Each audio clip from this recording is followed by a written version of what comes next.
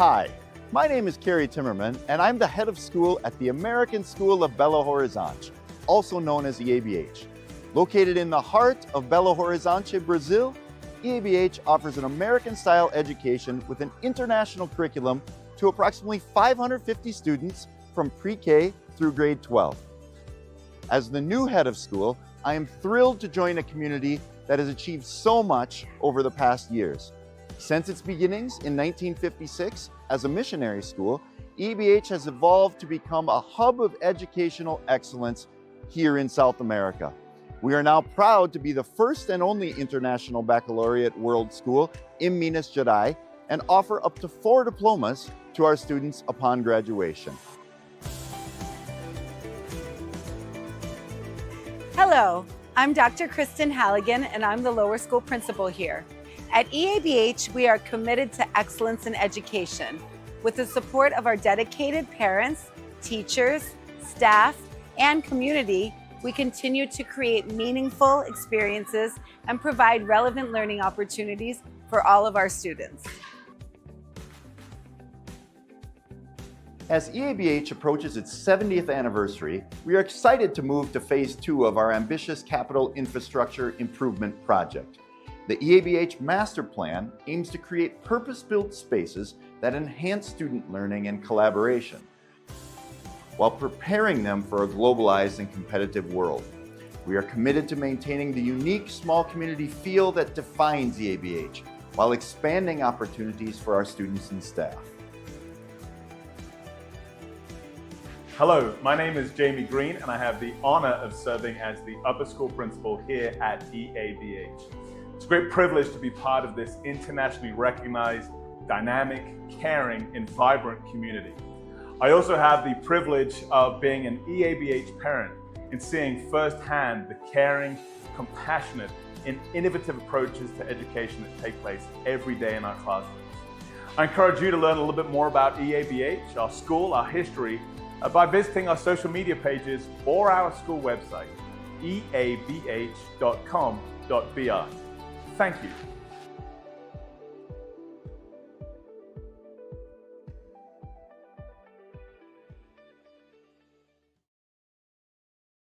Ser mãe é a minha maior realização. Pode chorar muito? Eita, E ser mãe dá um trabalho, mas vale a pena. Pra mim, a minha mãe me representa tudo. É tudo, né? Meu porto seguro, pessoa que me ajuda quando eu preciso de ajuda, uma pessoa que ela tá sempre lá por mim, que me guiou desde bebezinho, me ensinou a andar, me ensinou a falar. Ser mãe é amar, ser mãe é cuidar, é conduzir, Abraçar e dar conta de muita coisa, mas sempre com muito amor. É uma tarefa que não tem fim, né? Mas que a gente faz assim, sem nem questionar. Eu acho que a gente faz com coração. É a labor mais importante que he tenido em minha vida.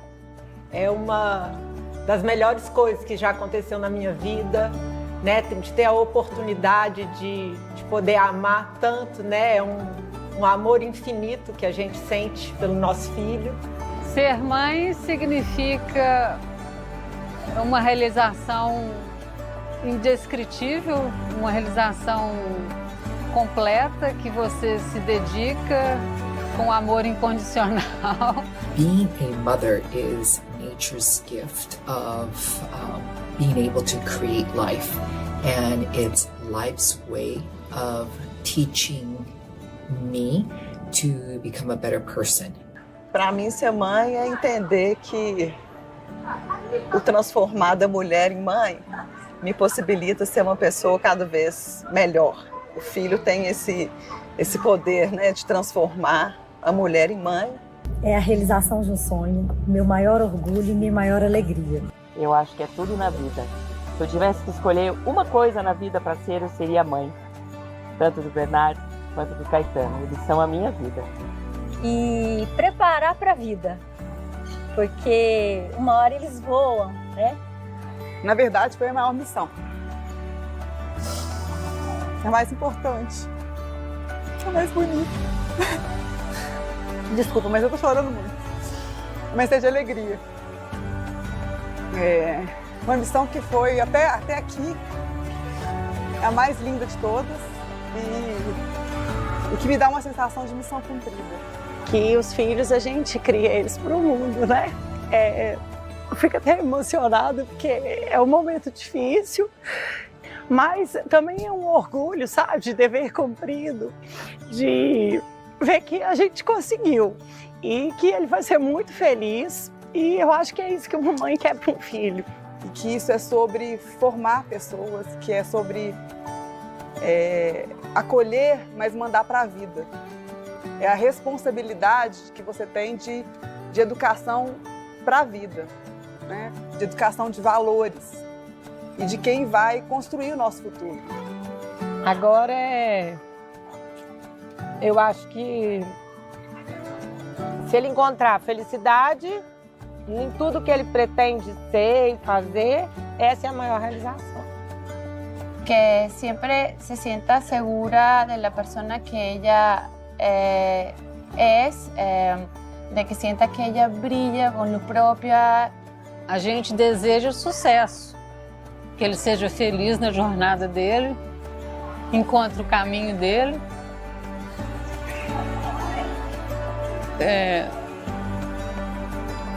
E que seja feliz nas escolhas. Entender que tem um amor muito maior que o meu e esse amor ele é tão grande, mas tão grande, que ele permite e eu apoio que você vai bater asas mundo afora. Te amo. Te amo. Pra mim, minha mãe representa um abrigo, é uma pessoa que, tipo assim, qualquer situação, eu sempre posso contar com ela e sempre posso esperar que ela vai estar lá pra me apoiar.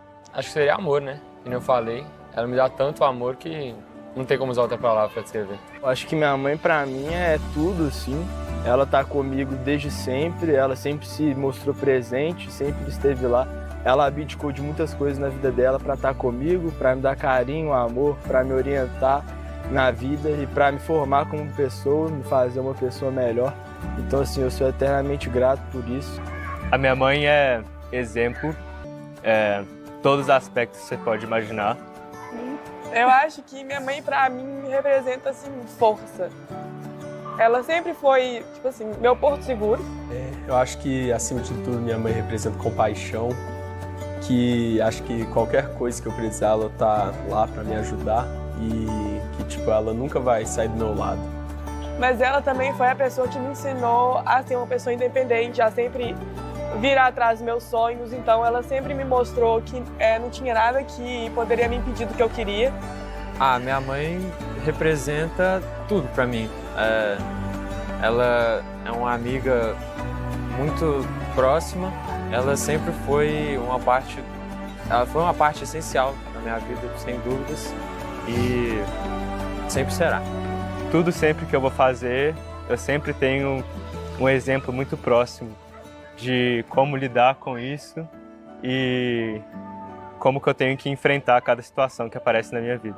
Gostaria só de agradecer mesmo e que a gente continue mantendo contato e tendo a mesma relação, mesmo se eu estiver em qualquer lugar do mundo. Mi mamá en una palabra sería calidez. Mi mamá siempre está ahí para nosotros, siempre está con los brazos abiertos para darnos un abrazo cuando lo necesitamos. Siempre pone a los otros enfrente y nos ayuda a crecer como persona. Yeah, I had to put into practice already these ideas that she taught me of leveza and embracing everything that life has to offer for me. Because even though it was hard at first, I definitely came out of it stronger. Ela sempre foi o exemplo de tudo pra mim aqui dentro de casa. Ela é a pessoa mais dedicada que eu conheço. Então, quando ela quer fazer alguma coisa, ela vai começar e vai acabar dando o seu máximo, e ela vai dar seu máximo durante o processo inteiro, porque ela nunca faz alguma coisa pra fazer de qualquer jeito. Você foi a pessoa mais importante da minha vida sempre. Você foi pai e mãe. Foi uma pessoa que sempre me ajudou com tudo. E se você não estivesse aqui, eu não seria nada. Te amo. Então, por mais que seja, é difícil, né? Pensar assim, não falta um mês para eu graduate, é difícil crescer. É difícil ver que daqui a pouco está num novo país, com nova cultura. Por mais que a gente possa se sentir perdido, a nossa mãe sempre estava para nos ajudar. E você sempre fez isso por mim.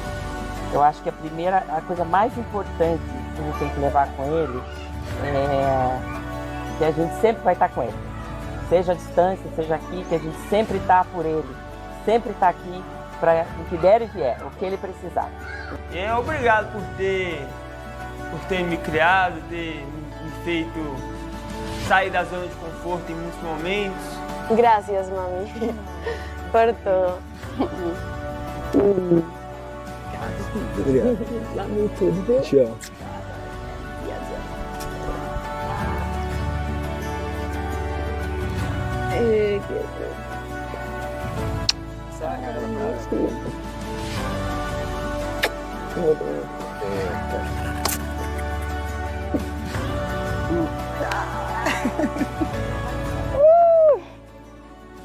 E que eu vou sentir muita falta dela todo dia na faculdade.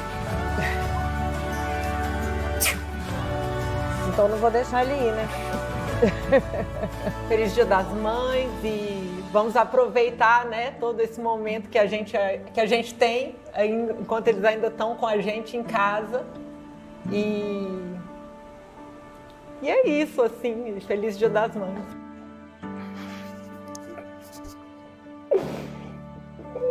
Te amo, mãe. Te amo.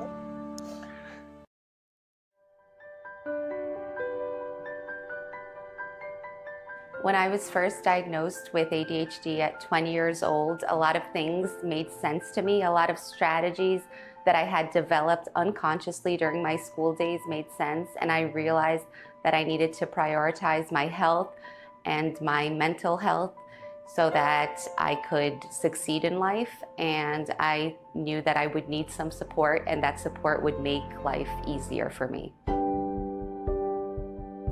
At EABH, we believe in the potential of every hawk. What does it truly mean to embrace, include, and empower those who learn and think in unique ways?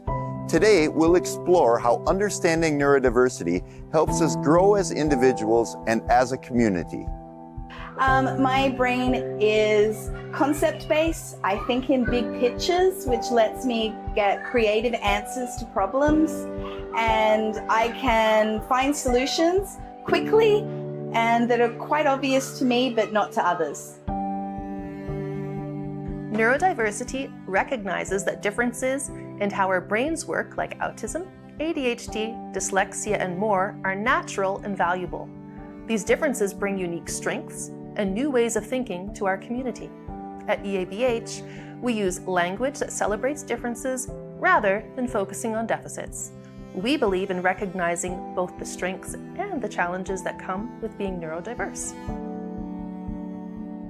It was a relief more than anything. It was a lifetime of not understanding myself, not understanding things that were hard for me, and it was a moment where I could understand that it was not that I was wrong. I was not guilty of anything. It was just I just needed to embrace my characteristics, my ADHD, my Tourette syndrome, my nervous tics, and use it as part of myself and understand that my life would need to have an adaptation to those needs.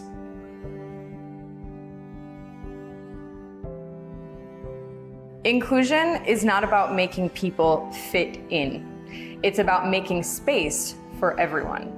And when we understand the value of different brain types, we end up creating environments where everyone can thrive authentically in a way that is meaningful for them.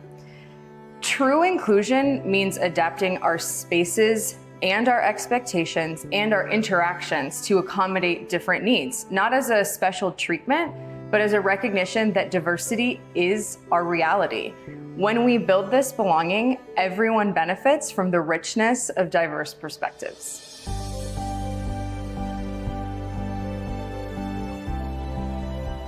Empowering neurodivergent individuals means providing support, understanding, and opportunities. It's not about fixing differences, it's about valuing them. Throughout history, neurodivergent thinkers have made profound contributions to science, art, technology, and culture. Different ways of thinking have driven innovation and social change. When we empower neurodivergent individuals, we unleash potential that benefits us all. To find out the strengths of somebody who's neurodivergent, we have so many strengths that you might not know about, and you might only know about our kryptonite. So find our strengths and uncover all the possibilities. The best way to empower people to soar, neurodivergent people or not, is to understand them as individuals and their own needs. And it's especially important with neurodivergent people because the needs are more clear. We need strategies for learning, for following our pathways, and we need understanding and empathy most of all. Let's keep building a school where every learner feels seen, supported, and valued by creating spaces where differences are valued, by listening to understand, and by ensuring that everyone has what they need to succeed. When we celebrate different ways of thinking and learning, we create a place where everyone can rise and soar together.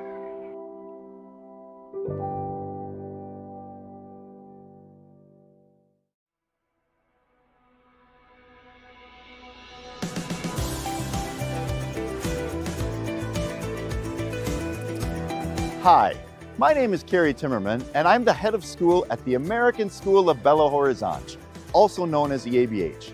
Located in the heart of Belo Horizonte, Brazil, EABH offers an American-style education with an international curriculum to approximately 550 students from pre-K through grade 12. As the new head of school, I am thrilled to join a community that has achieved so much over the past years. Since its beginnings in 1956 as a missionary school, EABH has evolved to become a hub of educational excellence here in South America. We are now proud to be the first and only international baccalaureate world school in Minas Gerais and offer up to 4 diplomas to our students upon graduation. Hello, I'm Dr. Kristen Halligan, and I'm the lower school principal here. At EABH, we are committed to excellence in education. With the support of our dedicated parents, teachers, staff, and community, we continue to create meaningful experiences and provide relevant learning opportunities for all of our students. As EABH approaches its 70th anniversary, we are excited to move to phase 2 of our ambitious capital infrastructure improvement project. The EABH Master Plan aims to create purpose-built spaces that enhance student learning and collaboration, while preparing them for a globalized and competitive world. We are committed to maintaining the unique small community feel that defines EABH, while expanding opportunities for our students and staff. Hello, my name is Jamie Green, and I have the honor of serving as the upper school principal here at EABH. It's a great privilege to be part of this internationally recognized, dynamic, caring, and vibrant community. I also have the privilege of being an EABH parent and seeing firsthand the caring, compassionate, and innovative approaches to education that take place every day in our classrooms. I encourage you to learn a little bit more about EABH, our school, our history, by visiting our social media pages or our school website, eabh.com.br. Thank you.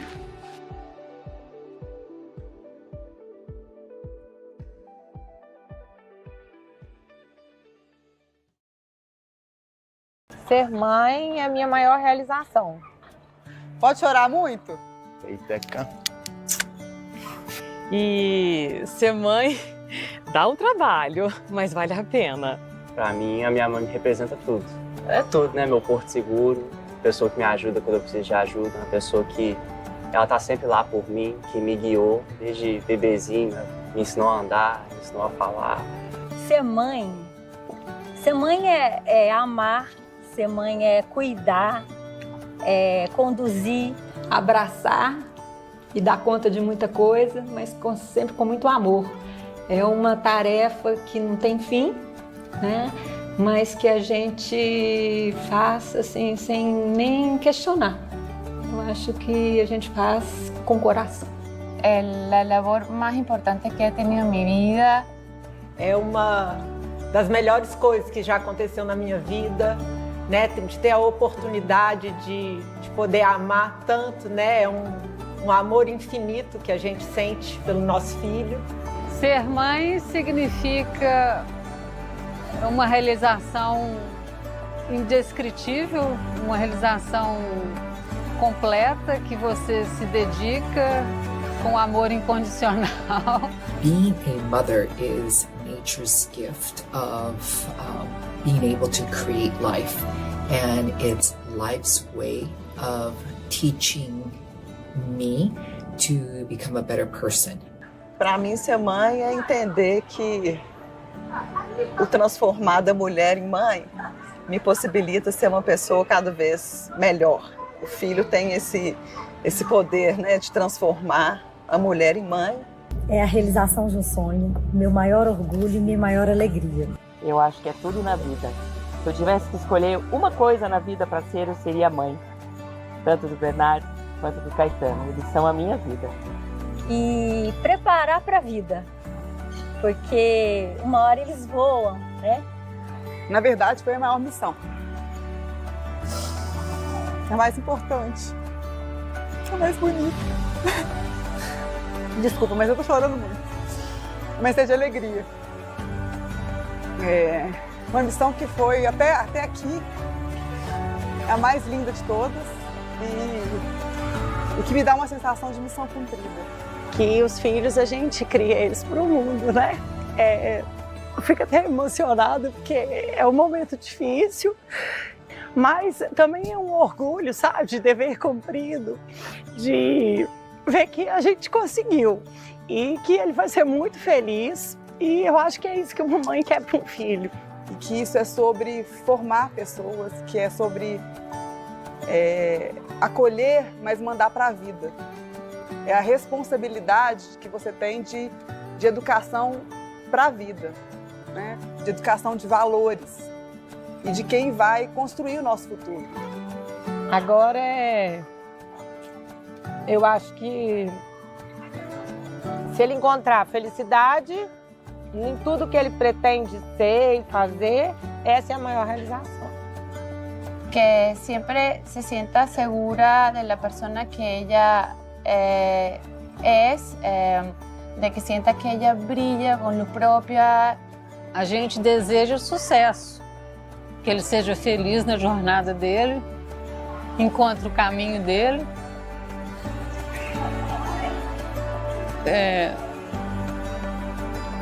E que seja feliz nas escolhas.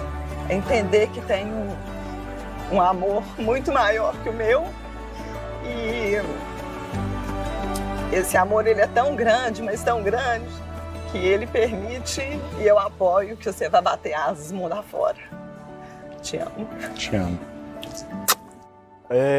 Pra mim, minha mãe representa um abrigo, é uma pessoa que, tipo assim, qualquer situação, eu sempre posso contar com ela e sempre posso esperar que ela vai estar lá pra me apoiar. Acho que seria amor, né? Como eu falei, ela me dá tanto amor que não tem como usar outra palavra para descrever. Eu acho que minha mãe, pra mim, é tudo, assim. Ela tá comigo desde sempre, ela sempre se mostrou presente, sempre esteve lá. Ela abdicou de muitas coisas na vida dela para estar comigo, para me dar carinho, amor, para me orientar na vida e para me formar como pessoa, me fazer uma pessoa melhor. Então, assim, eu sou eternamente grato por isso. A minha mãe é exemplo, todos os aspectos que você pode imaginar. Eu acho que minha mãe, pra mim, representa, assim, força. Ela sempre foi, tipo assim, meu porto seguro.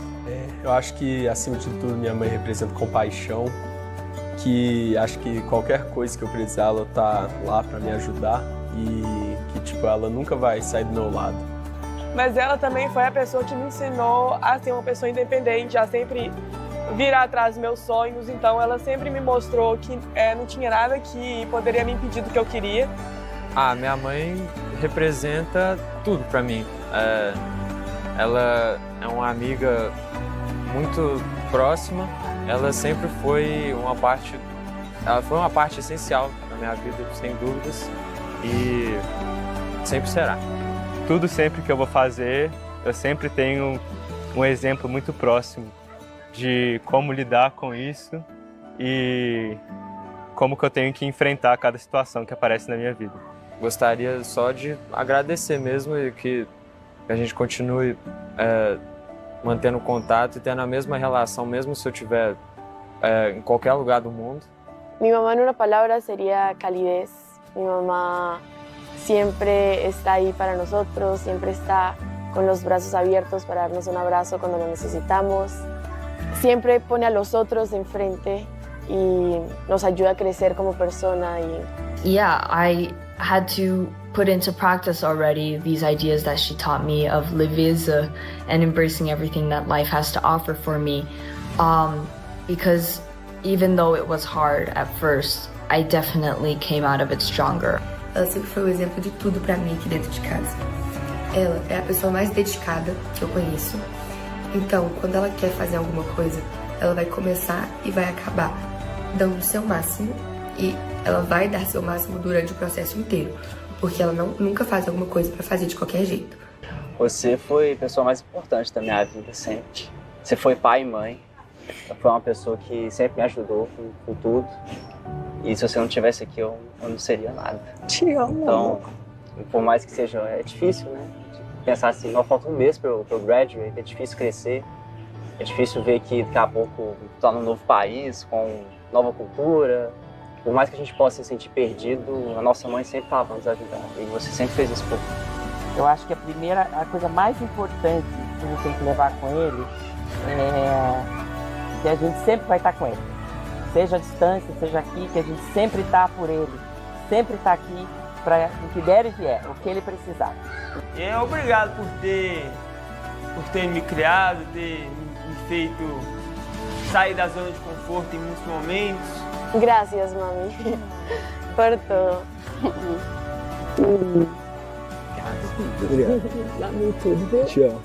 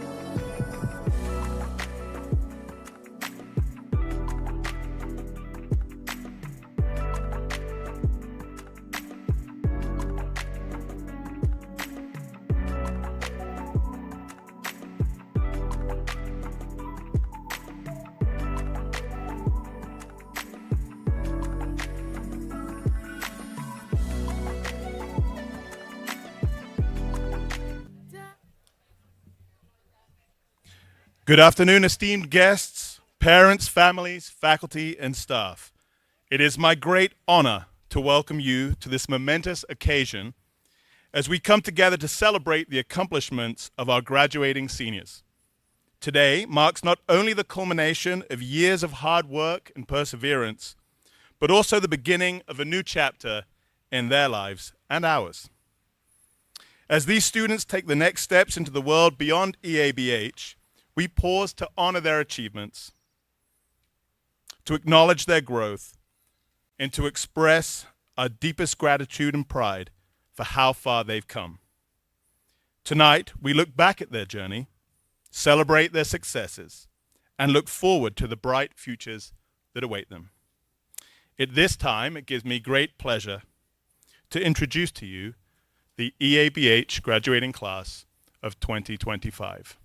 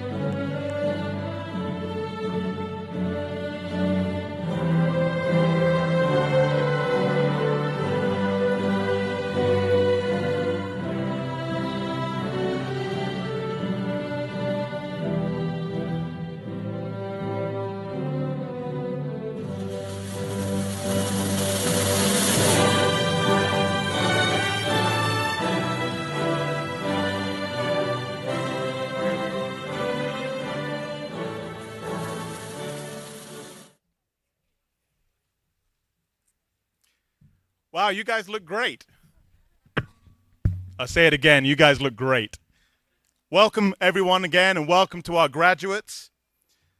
Before we hear from our head of school, Mr. Kerry, we're going to take a quick moment to meet our seniors.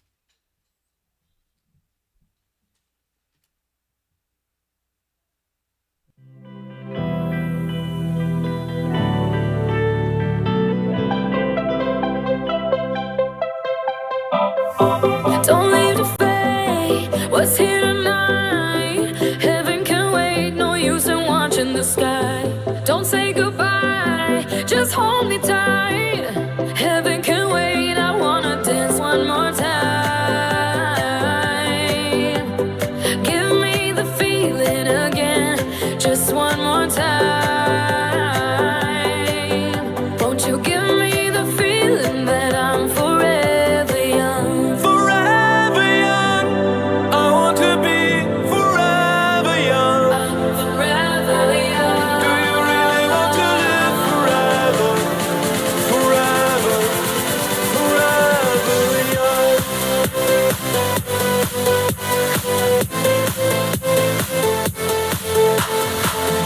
Do you really want to live forever?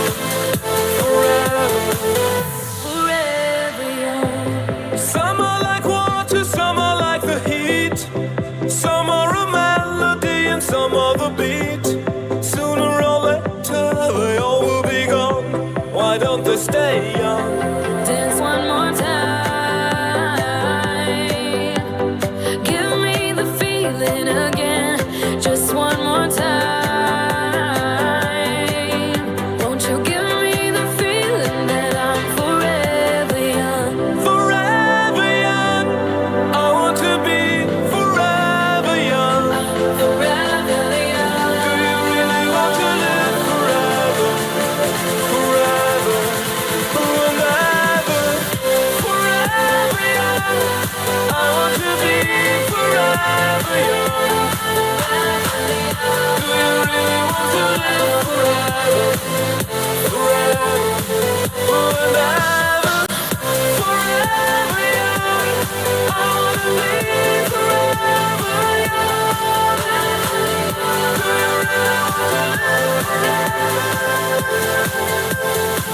you really want to live Forever young.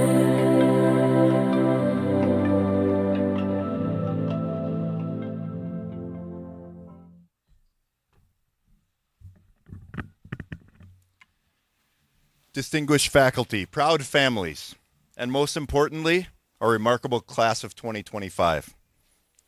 4 years ago, I had the privilege of meeting many of these 19 bright-eyed grade 9 students who were just beginning to discover what they might become. Today, I stand before many of the same 19 individuals, no longer students, but graduates, ready to spread their wings like the hawks they've been meant to be. Some of you have called EABH home for 14 years, growing up within these walls, while others have joined our Hawk family more recently. But time doesn't measure belonging. You've all become part of something special, a close-knit group that has supported each other through triumph and challenge. What strikes me most about the class of 2025 is your remarkable balance. You are undeniably close, yet each of you has had the courage to be distinctly individual. You've excelled together in the classroom, you've lifted each other up academically, you've dazzled us with your unique talents, whether in music, art, Model United Nations, and many other endeavors. You've competed fiercely on the athletic field, showing us what teamwork and determination can achieve. But through it all, you've never been afraid to take the road less traveled, to pursue your own passions, and to ask questions that others might not think to ask. One of my favorite poems that many of you may be aware of is by Robert Frost. Robert Frost once wrote about two roads diverging in a yellow wood, and how choosing the one less traveled made all the difference. As I look at each of you, I see young people who have already begun to understand this truth. You haven't simply followed the prescribed path. You've had the wisdom to pause at life's intersections, to consider your options, and to choose different directions that align with your authentic selves. Now, prepare to soar like hawks to universities across the globe, whether it be here in Brazil, in the United States, to Europe, to Japan, to Canada. You carry with you not just your diplomas, but the confidence to continue to make brave choices. Hawks don't simply fly, they soar with purpose, using their keen vision to spot opportunities others might miss, riding the currents with grace and power. Class of 2025, the world needs what each of you bring to it. Your diverse perspectives, your willingness to question convention, your commitment to excellence, and yes, your courage to take roads that others might not dare to travel. You'll shape the future not because you followed someone else's blueprint, but because you've learned to trust your own compass. As you prepare to spread your wings and leave this nest that we've shared, remember that being a hawk means more than flying high. It means flying with intention, with vision, and with strength that comes from knowing you have a community here at EABH that believes in you. Class of 2025, the roads ahead are yours to choose. Make them count, make them meaningful, and make them your own. And years from now, when you look back on the paths you've taken, may you be able to say, as Frost did, that choosing the road less traveled has made all the difference. Congratulations, Hawks. The sky awaits you.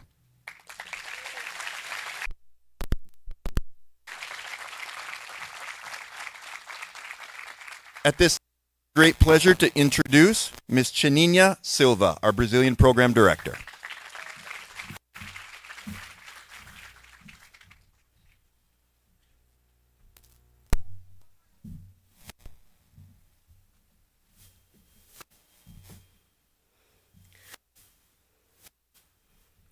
Boa tarde a todos.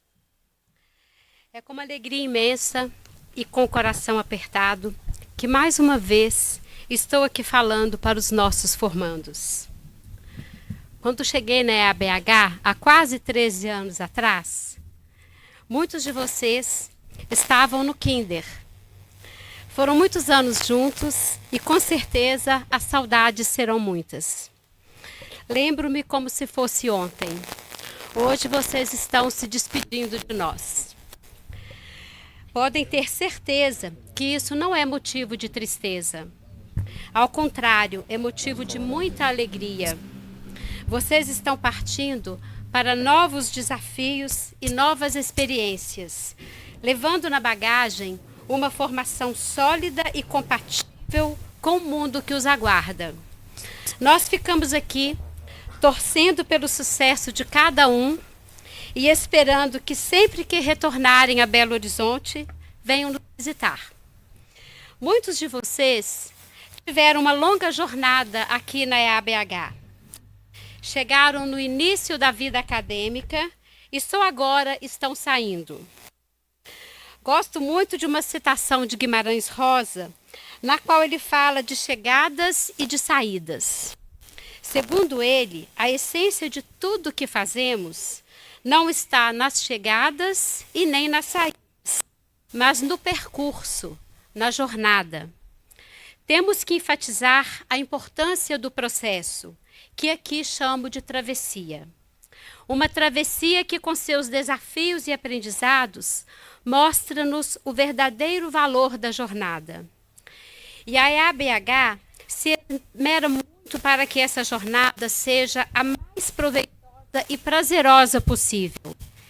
Em nossa missão de capacitar agentes compassivos para um futuro melhor, a jornada, o percurso ou a travessia, não importa o nome, estão sempre em processo de avaliação e sujeitos a mudanças sempre que julgadas necessárias. A educação, em todos os seus sentidos, forma e transforma vidas.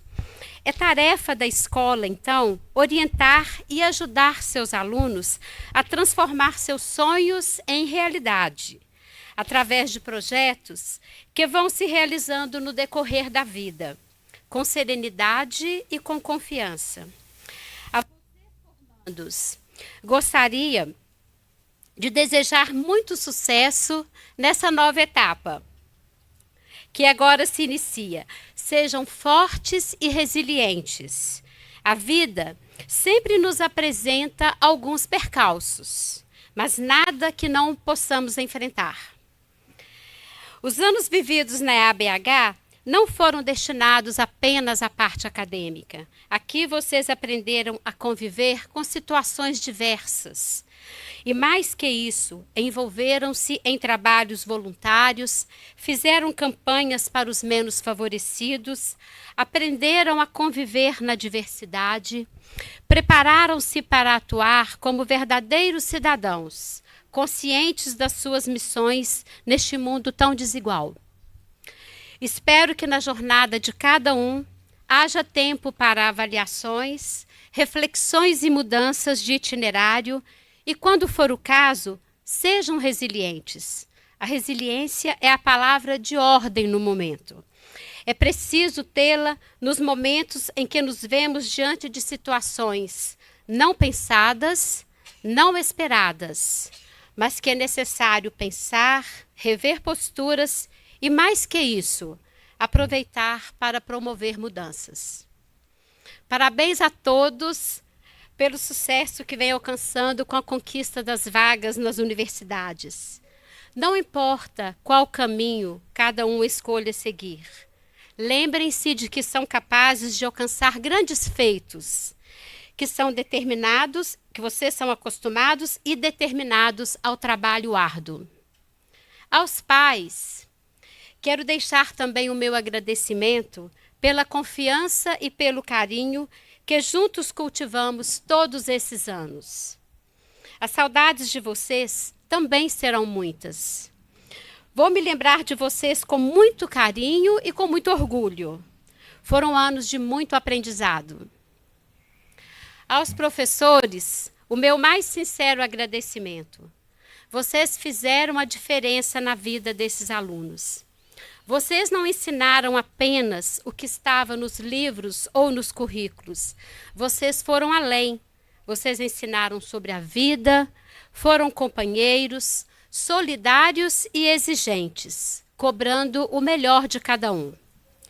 Paulo Freire, um grande educador brasileiro e reconhecido internacionalmente, diferente do que muitos pensam, defende a premissa de que a profissão de professor não consiste em transferir conhecimento, mas criar as possibilidades para a sua própria produção ou a sua construção. E isso demanda tempo, dedicação, amor e compromisso.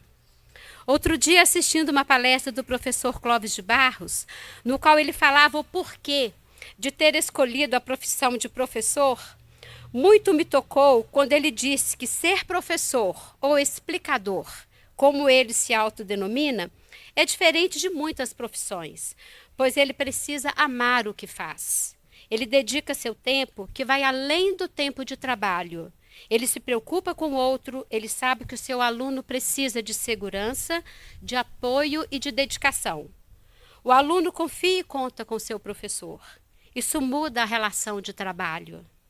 A todos vocês, o meu carinho e o meu respeito.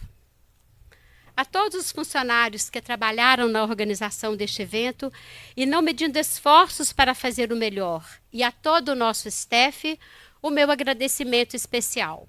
Obrigada.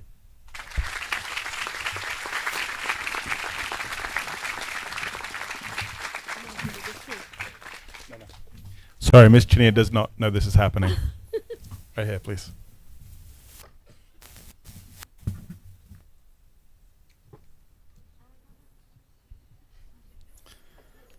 We had to hide this in the script. Thank you, Mr. Carey, for your words, and thank you, Ms. Chania, for your words. But we also want to take a moment to celebrate you on your retirement with 34 years in education.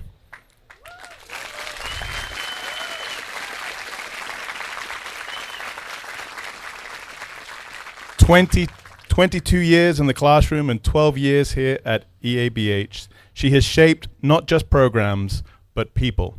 students, staff, and families alike. Her commitment to our students' bilingual and bicultural education has been transformative, and her care for our school community has left an indelible mark. As she begins this new chapter of her life, we celebrate all that she has done and all that lies ahead. Ms. Chinia, thank you for everything. You've earned this next season of rest, adventure, and joy. Congratulations.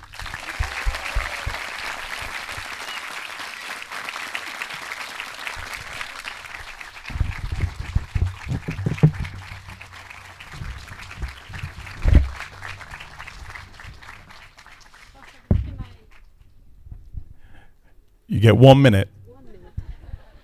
Muito obrigada a todos, gente. É com muito carinho que eu recebo essas flores e com muita saudade que eu vou sentir de todos, viu? Um abraço a todos.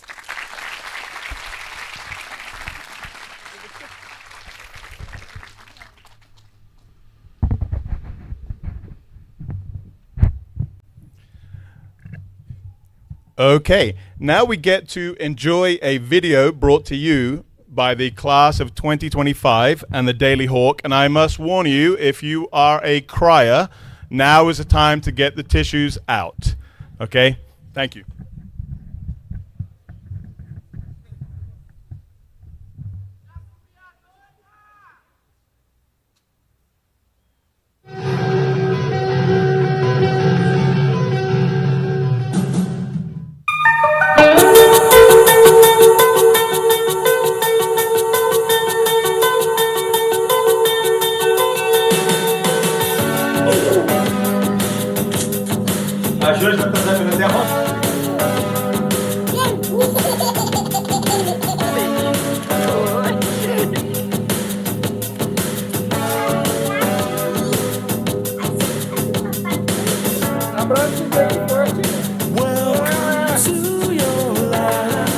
Dile hola a la cámara. Hola, mami.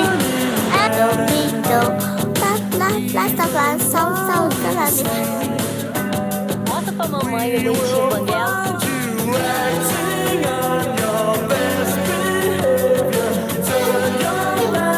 Muito bem! Você é um passarinho? Passarinho.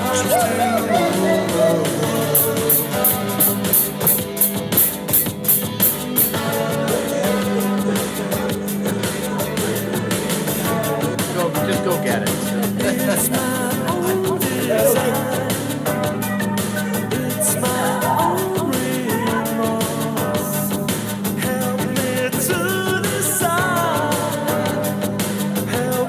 Daddy's a teacher.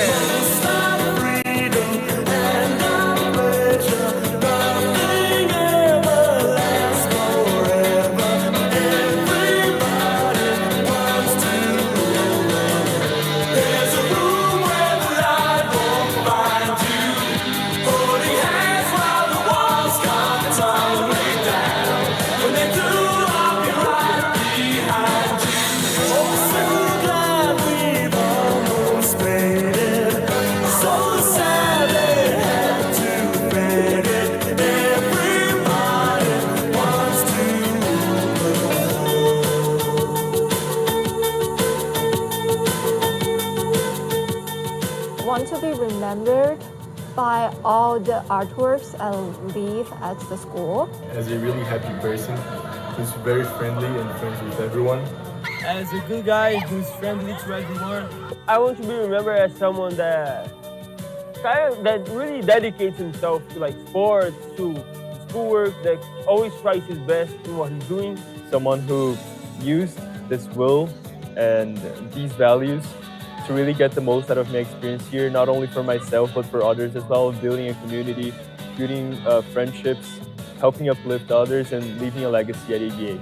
I think I just wanted to be remembered as a nice person, someone that helped the school a little bit, maybe someone who had good relationships with people and had friends and was really happy here. I want to be remembered as a nice and caring person and the horse girl. Someone who never failed to make people laugh, was always there for their friends, and respected everyone as they are, like for who they are. I want people to see me as the person at EABH who was here for her entire life and made use of every single second of EABH, which got her to greatness. Yeah, hopefully. I want to be remembered as someone who truly helped the others when they needed, and also as the friend that always wanted to laugh about things, always wanted to enjoy school besides the academics. I want to be remembered as the person that changed through time. I want to show that it's possible to change your mind whenever you want. I want to be remembered as a proof that if you want to change, you can. Throughout the years, as I was beginning to focus more in my future, I wanted to get into a good college. I completely changed as a person. I became way more focused. I started prioritizing some things that were my priority before. And I just want to show people that it's possible to change and it's possible to become a good student if you want. Someone that was a symbol of strength and also a kindness here in school. Dear EABH, I just want to be remembered as a good person, as a person who worked really hard, who was always trying her best, a good friend, a fun person, obviously, but mostly I just want to be remembered as a person who really worked hard to achieve her dreams. Well, I want to be remembered as someone who is very friendly, lighthearted, who didn't have problems with anyone. I want to be remembered as a person who helped bring the gold trophy from volleyball here at EABH, and definitely someone who was very important to the team. As a kind person, as somebody who tries to spread joy through the school, and yeah, I hope that I'm remembered well here. I want to be remembered as someone that came here, a version of myself, and left a completely different version. I think I came here with like a lot of expectations, especially because of my sister, and I truly believe I was able to just become myself and make my name here and not just like Lorena's sister. I wish to be remembered as a serious and dedicated person, as I do consider myself to be a very dedicated person in those things I like to do. It's an inspiration for all the kids and all the people that are rising to high school. As someone who was president of the clubs and actually created an impact in the school, both in sports, academics, and socially.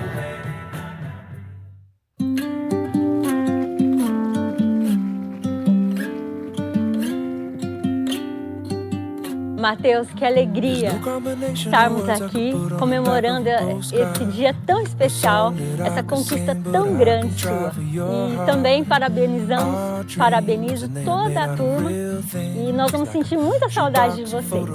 Ei Pedro, estou aqui gravando esse vídeo para te falar o tanto que eu estou orgulhosa de você e o tanto que eu te desejo, meu filho, seja feliz, que esse mundo é seu.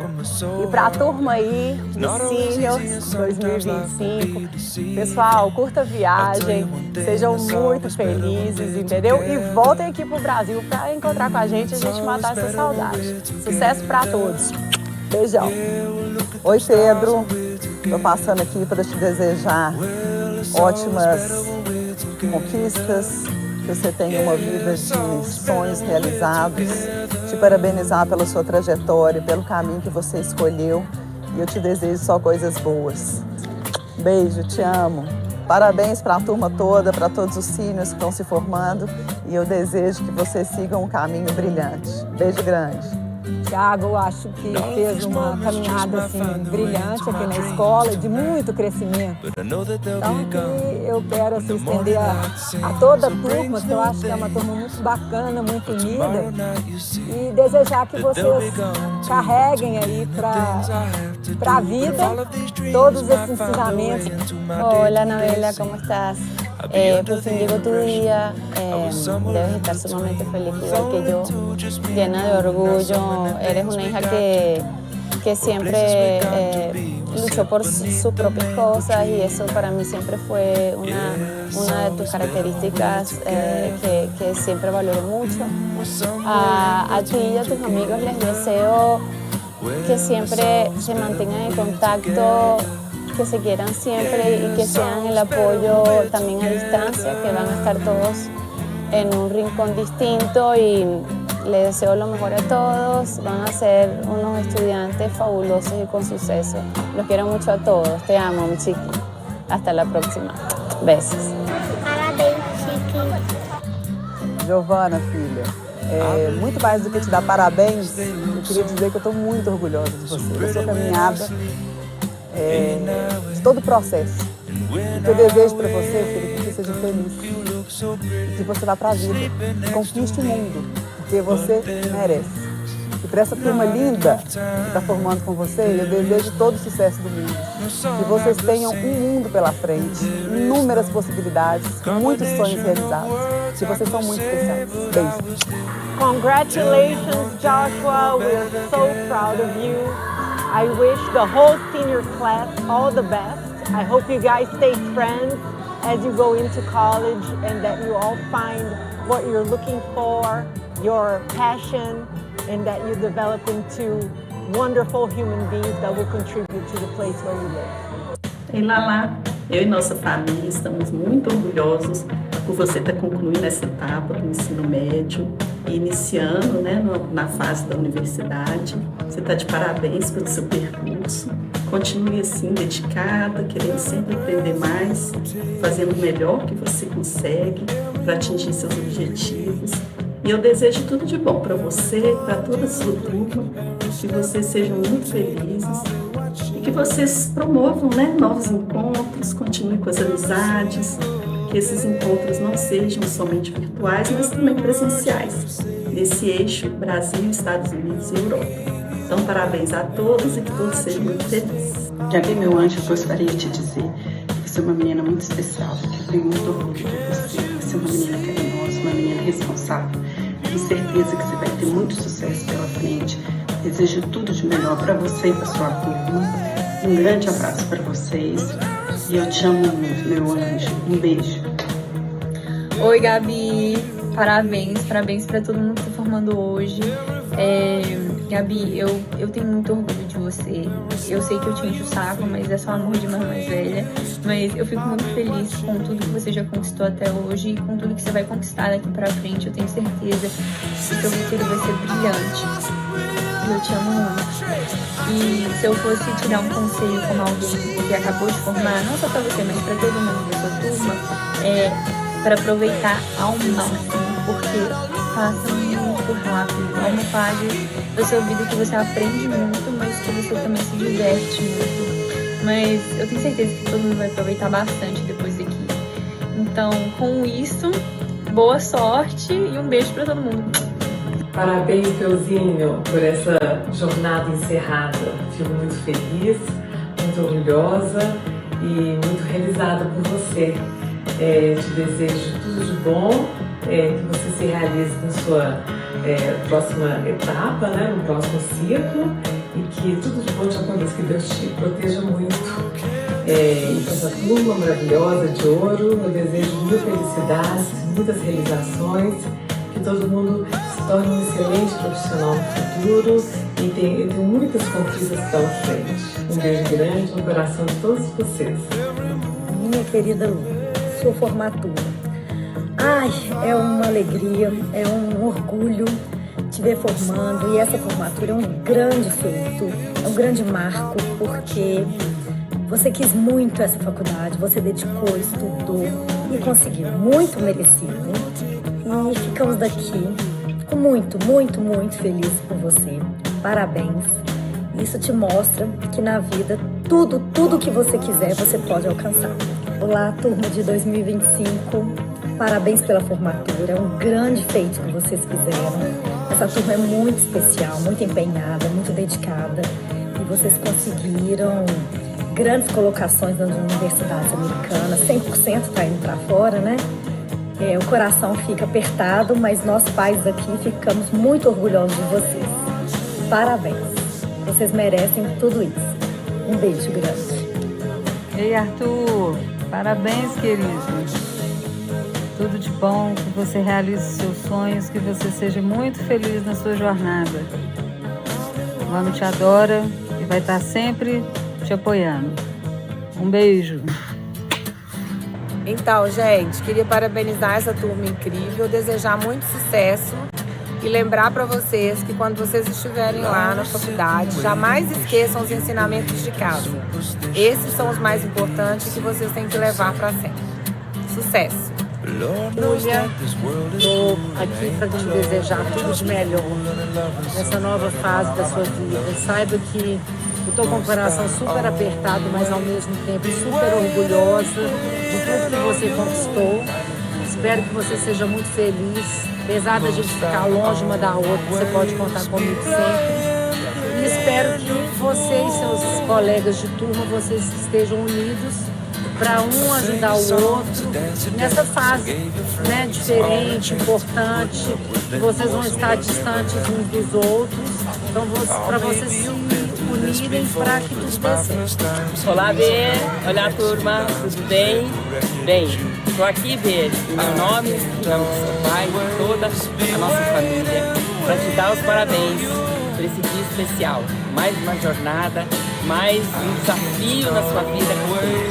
Brilhe, filho, brilhe. Você veio para brilhar. E agora essa nova etapa no college, né, na sua graduação, aproveite demais. Seja feliz, aproveite tudo e brilhe lá no seu caminho. E para essa turma linda, parabéns, galera! Vocês são vencedores. Parabéns, parabéns. Um grande beijo. Vamos aproveitar a festa agora.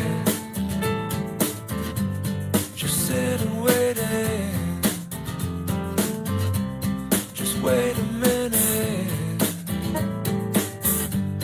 just sit and wait it. Well, if I was in your position, I'd put down all my ammunition. I'd wonder why it had taken me so long. Lord knows that I'm not you, and if I was, I wouldn't be so cruel, 'cause waiting on love ain't so easy to do. Must I always be waiting, waiting on you? Must I always be playing, playing your fool? No, I can always be waiting, waiting on you. I can't always be playing, playing your fool, fool.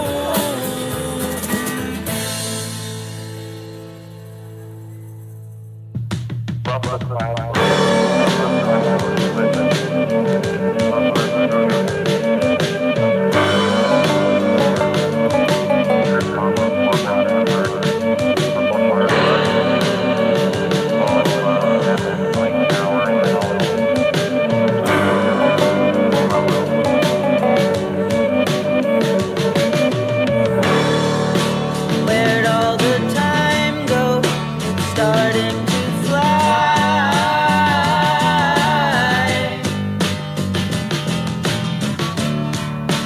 See how the hands go, waving goodbye.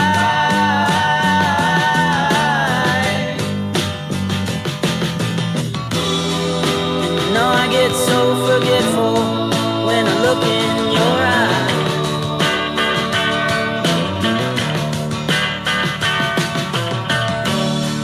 Now she's walking backward through a parade,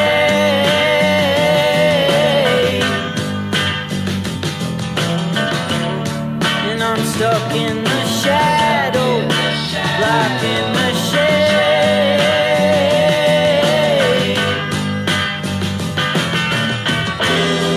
There ain't no way to sweep up the mess that we made.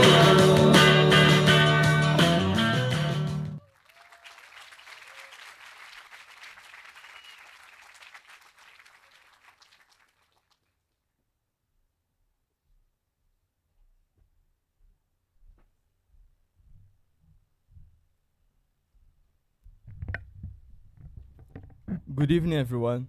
During the past 4 years, I believe that there isn't a senior in the class of 25 who doesn't have a special memory with Mr. Daniel. Whether it was using different strategies to memorize historic facts in AP Road and US, or deep talkings in sociology and philosophy classes, or weekly soccer practices and conversations, or even funny and sometimes weird inside jokes. Whatever you memorize of Mr. Daniel may be, I'm sure that they will always stay with you, not just because they were fun or memorable, but because they will share with a teacher who cared deeply, not only about teaching, but about our personal growth. He listened to us, advised us, showed interest in embracing our culture, and was always present, spending some time and watching our journey up close. That's why we believe that there is no better person to talk about our class in English. Mr. Daniel, thank you so much for all of these years together. Without you, it wouldn't be the same. So now I'd like to call to the stage Mr. Daniel.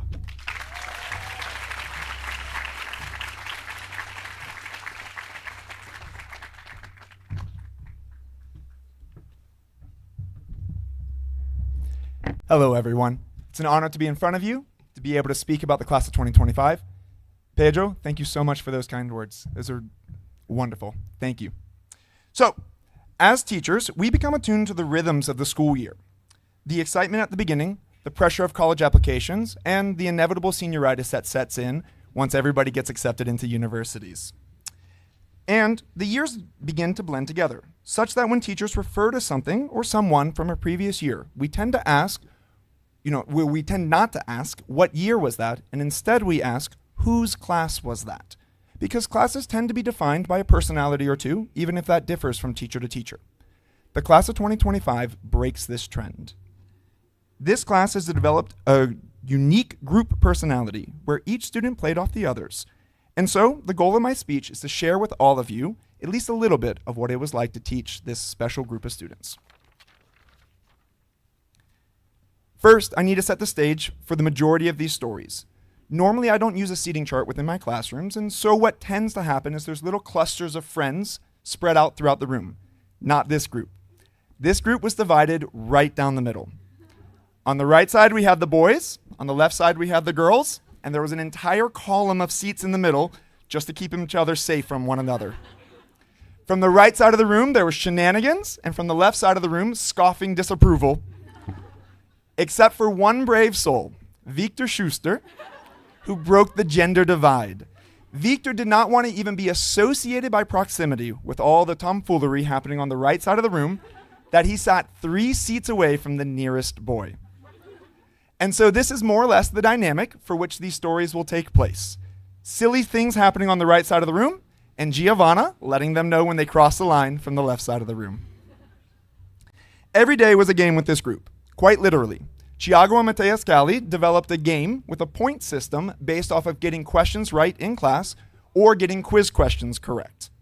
Anytime I would ask a question in class, both of their hands would shoot into the air, often accompanied by an anxious tremor that could be confused with the need to go pee. Whenever one of them would get a question right, they'd turn around and antagonize each other, calling the score out loud. But my favorite part of this game is whenever Thiago would get one of the questions wrong in class, he would, "No, Thiago!"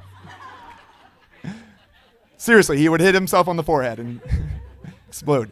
But over time, I came to realize that his explosions of personal disappointment weren't only accompanied by losing a point to Mateus Cali in the game. Sometimes it just meant that he had lost at Tetris from the middle of class. The class of 2025, led by Bernardo, created more inside jokes than any other class I've ever taught. Every week it was something new, but they had some classics. Like everyone telling Mathieu, "Wake up," despite he was already being awake most of the time. Or saying, "Mathieu, did you get that?" despite him being one of the highest scoring students in the class. Or, of course, once we had learned about Genghis Khan, everybody asking Mathieu if he was a Mongolian prince. So more or less, they were just teasing Mathieu throughout the week. After our first year together, we had a competition to design the notebook cover for the AP US History notebooks that we printed out for everybody. Not to be outdone by the boys, I would like to present to you what Tachi designed. A true work of art. Now, I cannot speak about the class of 2025, anytime I speak about the class of 2025, there was one student who defies all attempts at description. He requires his own special section, for special he is. I am, of course, talking about Joshua Duchford. I could stand up here for 10 minutes trying to describe what it was like to teach Josh, and you still wouldn't get it. Every day, something new, something completely unbelievable, something random. It sounds like Josh was some sort of terror, and while I certainly have my trauma, just joking, he's not. He's a wonderful boy, very respectful, very genuine. He would just say things that caught me off guard. And I would like to give you one example. In American history, slavery and cotton plantations play a major role. So, one day I'm teaching about the southern cotton-based economy, and Josh's hand shoots up in the air. I see a glimmer in his eye, and at this point I should have known better. But I innocently called on him, expecting some sort of eager, history-based question. Instead, what Josh says is, "Speaking of cotton, do you prefer Calvin Klein or Fruit of the Loom?" I'm telling you, they do not prepare you for things like this in teacher school. I remember turning to Tachi and Lydia on the right side of the room like, what am I supposed to say? It felt like every day involved these whiplash-inducing topic transitions. I never knew what would come out of that boy's mouth next. But it would be disingenuous to say that Josh acted alone. He was surrounded by the Pedros, both in name and spirit, who loved to wind him up, feed him with ideas, and watch the chaos unfold. I'm convinced half the things that Josh said was actually fed to him by Pedro Georgie. One time, Arthur looked me up on Spotify, fed Josh this information, and sent him to ask me about the specific songs I'd been listening to that day, just to see the look of shock and confusion on my face. I can sense as I tell more and more of these stories from class that all of y'all are beginning to question whether any learning actually occurred in this room at all. So I feel the need to defend my teaching practice and emphasize the academic commitment from this group, for this was a very successful class. I can only attest to their AP history scores, but 70% of this group scored a 4 or a 5 on the exam, something that only 35% of the world manages to do. You see, yeah, that's worth it, pal. You see, this group is the best I've ever taught at sensing the moments in the day to goof off, when to focus again, and then the moments to goof back off later. I remember a stretch where every time I would turn to write something on the board, I would hear this barely contained chaos breaking out behind me. I'd turn back around, and all the students would be seated like perfect angels with their pencils at the ready to take notes. So confused, I'd turn back to the board, and again, muffled chaos. Turned out what was happening is all the boys, and I mean all of them, were throwing tiny paper balls at Thiago's back. It was all good and fun until Mateus Cali took it too far, and he threw his water bottle at Thiago, breaking Thiago's computer. There are many other stories I can tell, from Pedro Georgie discovering the power of coffee, and the rest of class begging me for raw coffee beans to chew on, to the class making me teach in a southern accent, and I got stuck in it for a whole day, to Gabby demanding a bombom de morango every time she sees me for the last year, to putting holes, and yes, plural, holes in my ceiling with confetti guns. It has been a unique joy to teach this class, and I want to thank each of you for bringing your full selves into the room every single day. Now, it wouldn't be me to give a speech without offering a little advice as you leave. C.S. Lewis once observed that when you lose a friend, not only do you lose that individual, but you lose what that friend was able to bring out of the rest of your friends. Each of you has developed a unique personality, but you've also developed a beautiful group dynamic, a space where you could fully express yourselves, and the interplay of your relationships brings out new parts of who you are. As you leave this community and step into new ones, I want to encourage two things. First, remain unapologetically true to yourselves. The parts of your personality that this group brought out may go quiet for a bit. That's okay. It will make you miss your friends here, and missing people is a gift. However, even as a facet of your personality won't be highlighted for a season, I want to encourage you to boldly remain true to the core of who you are. Annabella, your goofy sense of humor, always in playful contrast with Victor's proper dry wit. Rosie, your curiosity and excellent listening skills. Bernardo, your boyishness behind that serious exterior, contrasted with Josh's depth hidden behind his boyish exterior. Mathieu, the fierce determination you are capable of once you drop the easygoing demeanor. Pedro Morao and Cali, your shared reflectiveness and secure self-deprecating humor. Thiago, your unfiltered and genuine spirit. Lais and Giovanna, your fierce sense of justice. Larissa, the earned confidence you now walk these halls with. Louisa, your passion behind your kind and open demeanor, contrasted with Julia's gentleness hidden behind her passionate demeanor. Artu, your vibrant inner life and the patience you have in sharing it. Pedro Almeida and Pedro Giorgi, the courage you've shown in becoming a steady, positive influence, along with your growing willingness to carry responsibility. Tachi, your sharp and penetrating wit and your unique perspective. And Gabby, you can always bring a bom bom jimarango with you. I'm only kidding. Gabby, your kindness and resilient spirit. The more real you are, the faster new connections will form. Don't try to be who you think people want you to be. Deep roots take time, but they grow best when planted in truth. And through that process, you will grow into somebody more fully, more deeply yourself, a version of you that even this group hasn't seen yet.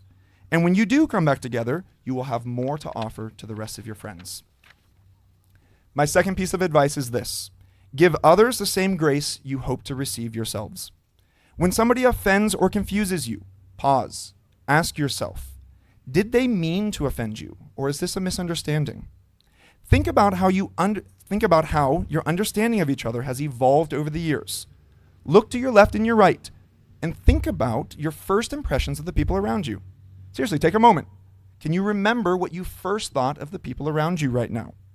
I expect your opinions of them have evolved quite a lot over time. More often than not, they were always the person that they are now. You just needed time to get to know them. That's the beautiful thing about people. People are far more complex than we can imagine. So don't assume you understand somebody on first impressions. So in college, take the time to get to know the quiet ones, the odd ones, the ones that make strange jokes. You may just be sitting next to another version of yourself. And when you invest in understanding others, you help build something rare, real community, like what you have here. So class of 2025, it has been an honor teaching y'all. I thank you for being yourselves and allowing me the chance to take part in your formation as much as you have taken part in mine as a teacher. I expect great things from you, but none greater than the realization of everything you already are. Thank you.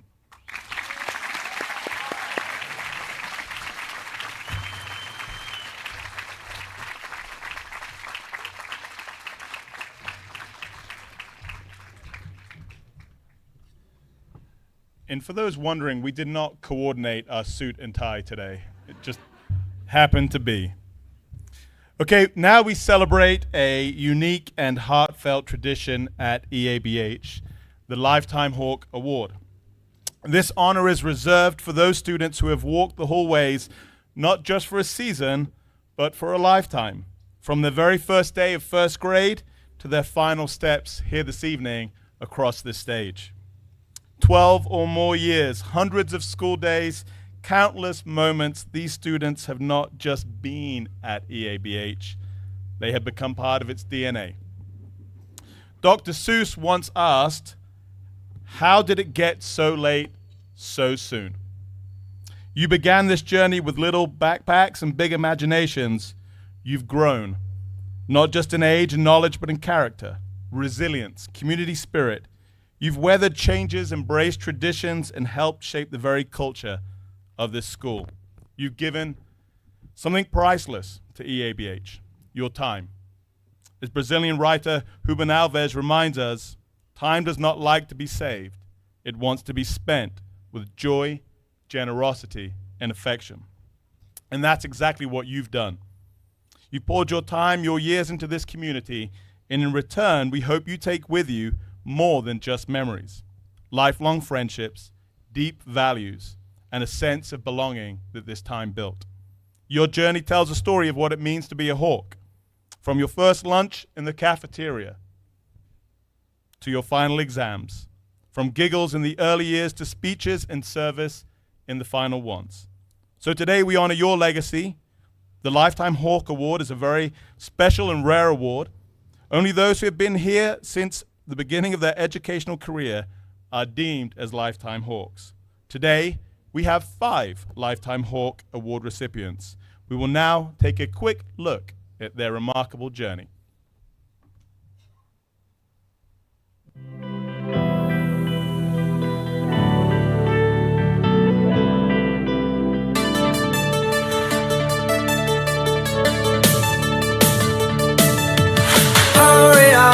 go, that's already sure.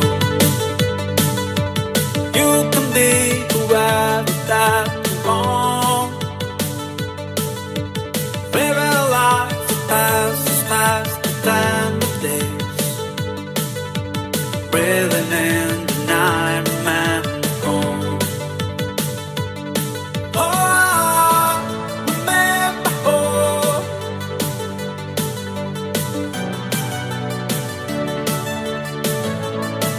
Remember home. Oh, I remember home.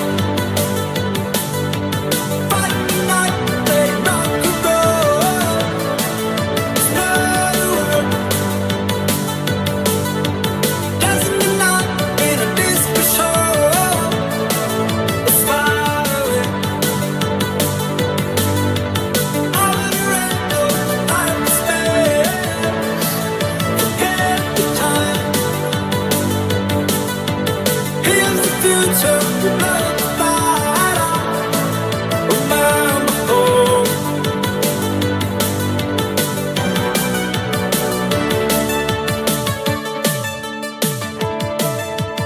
Many times I told myself you're not alone. Hey, come on, let's go. It ain't the end. Once upon a time, the story better life. Better things than cry, remember home. Oh, I remember home.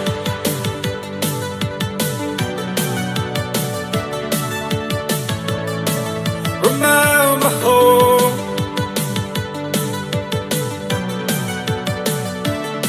Oh, I remember home. Fight the night, play rock and roll. It's not a word. Dancing the night in a disco show. It's far away. All in the rainbow, hide the space. Forget the time. In the future, remember the fire. Remember home.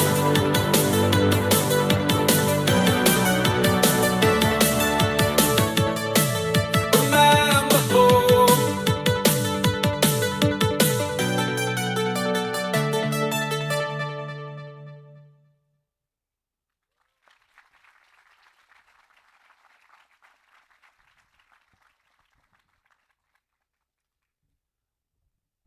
Well, when I heard about this award, I was so excited to present it. But it came to me that there's probably somebody here that is much more qualified than me to present this award.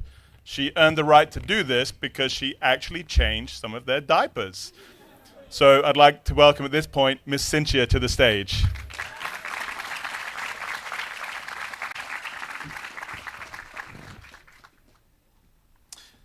Recipients, as I call your name, please come to the stage, receive your award from Miss Cynthia, and stay on the stage for a group photo. Miss Cynthia, you can go up front here. Arthur Mello.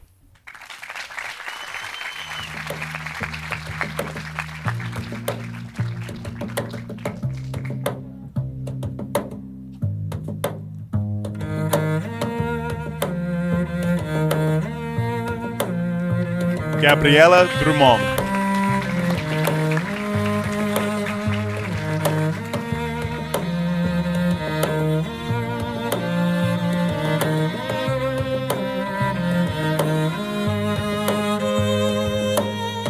Joshua Dushford.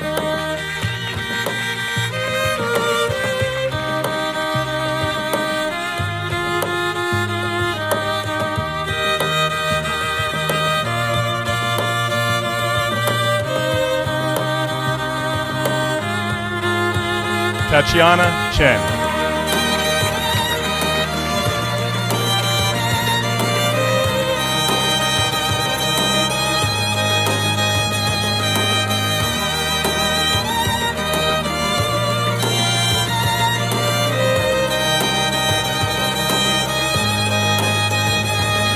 Tiago Lourdes.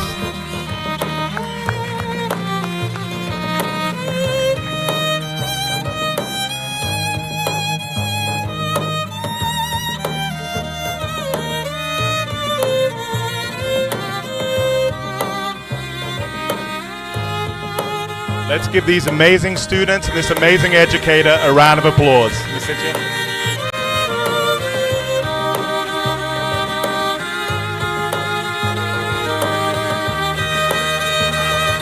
Thank you.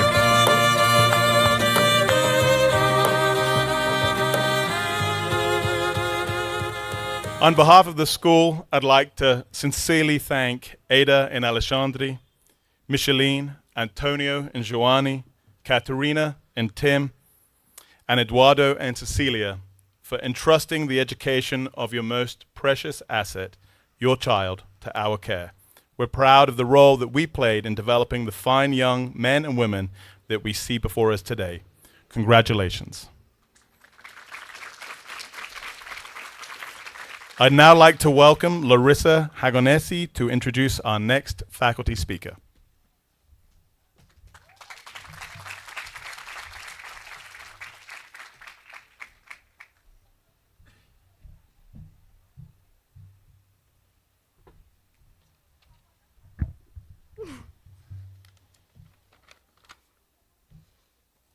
Quando se fala do Mr. Gui para qualquer pessoa na nossa turma, não é só o fato dele ser nosso advisor que vem na cabeça. Ele também foi nosso professor de português, que era quase uma extensão do advisor, mas tudo bem. Professor de seminar, advisor do Daily Hawk, do Yearbook, honorary advisor do MUN, o melhor conselheiro e o primeiro a quem a gente corre para contar uma fofoca. Foi o único professor que conseguiu aprovar uma field trip pra gente, e que transformou sua sala em nossa segunda casa. Sem dúvida, é uma das pessoas e dos lugares que mais vamos sentir falta. Mister, obrigada por estar sempre aqui para nos ajudar, puxar nossa orelha quando necessário, e nos últimos 4 anos, por ser sempre o primeiro a nos defender e apoiar nossas ideias. Não tinha pessoa melhor para falar da nossa turma do que você. Então eu gostaria de convidar o Mr. Gui para subir ao palco.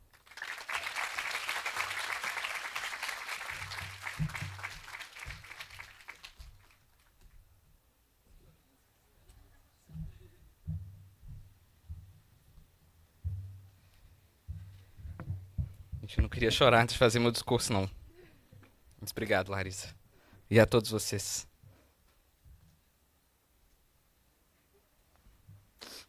Muito bem. Está comigo, Gustavo? Uma boa noite, pais, administração, meus colegas professores e professoras, e sempre em primeiro lugar, meus formandos da turma de 2025. As famílias, além do agradecimento por ter confiado a educação dos seus filhos a nós, eu só queria também dizer que eu entendo. Nas últimas semanas, a mistura de sentimentos de dever cumprido, de orgulho, de saudades antecipadas e a sensação de que o tempo passou rápido demais foram lentamente tomando conta de mim. Eu imagino que o que eu tenho sentido seja uma fração de tudo que vocês têm vivido nesses últimos momentos que antecedem essa mudança de ciclo. Então, mesmo que um pouco, eu entendo o que vocês estão passando agora. Então, deixando isso de lado, eu primeiramente gostaria de começar com uma observação. Eu acho que muitos de vocês, em casa e na escola, já devem ter visto essa turma com um moletom com a seguinte frase na frente: The Last Dance, a última dança. Mais do que uma espécie de slogan, essa frase faz referência à temporada de 97 e 98 do Chicago Bulls, o último ano antes do time ser desmontado, jogadores e técnicos que juntos tinham feito história ganhando 5 títulos da NBA. A campanha de 97 e 98 seria a última vez em que esse time estaria junto nas quadras, buscando o 6º título. No primeiro dia de treino daquela temporada, o técnico Phil Jackson deu um nome à jornada: The Last Dance. Não por acaso escolhemos esse nome também para o nosso 6º e último ano juntos. O Chicago Bulls venceu o campeonato naquele ano. E nós, bem, nós estamos aqui. Isso é água. Fazem quase 8 anos que a Miss Angela disse para um professor recém-formado que chegou aqui para corrigir redações da Cesgran Rio: vamos lá para você conhecer o 5º ano. Vai ser bom eles verem pessoalmente a pessoa que vai corrigir os textos deles. Eu queria falar que o resto foi história. Mas foi mais do que isso. Foi, por exemplo, 15 minutos do advisory para tentar ensinar a Luísa a amarrar os sapatos dela. E não consegui. Foi um sábado à tarde comendo pizza e correndo contra o tempo para entregar os essays de AP Seminar. Foi ver todos vocês juntos na sala de artes, criando os murais que vão decorar o nosso ginásio.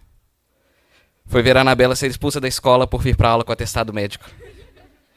Foi ver vocês elegantemente vestidos na escola, com roupas emprestadas dos pais de vocês, para um debate para discutir carga horária da escola no 7º ano. Foi ler e assistir emocionado os textos e vídeos de vocês refletindo com 15 anos o que significava crescer. Foi escutar, já no finalzinho desse ano, um Mister, se a turma toda sentar junta, a gente pode descer mais cedo para o almoço? Foi imprimir, recortar e grampear cada foto daquele mural ali, nos últimos 3 anos, mesmo tendo que ensinar a Giovana como grampear uma foto reta.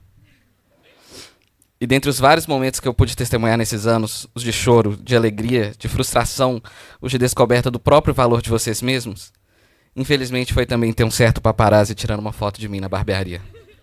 A foto também tá no mural, porque nessa turma a gente acredita em tratar todo mundo igualmente. A da Anabela sendo expulsa também tá lá.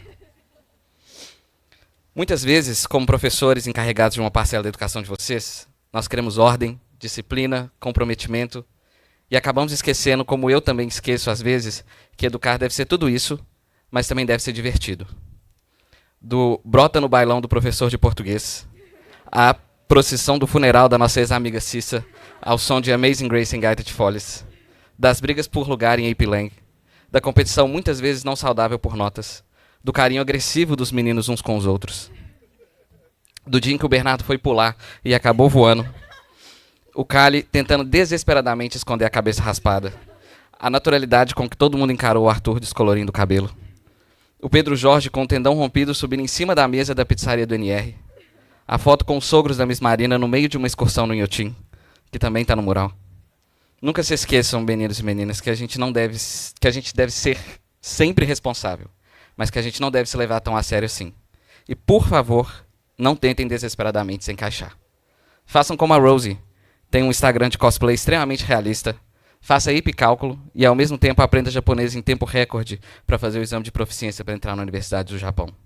Ou faça igual o Schuster, seja altamente ranqueado no tênis, construa um bug e vá embora mais cedo da aula para assistir ao vivo o Apple Event do ano.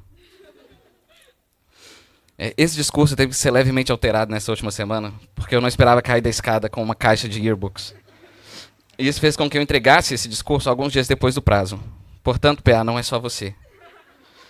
E mesmo lesionado, eu tô aqui porque eu lembrei de você no NR e a gente nunca pode desistir do nosso time e deixar passar a oportunidade de falar do orgulho que a gente sente dele.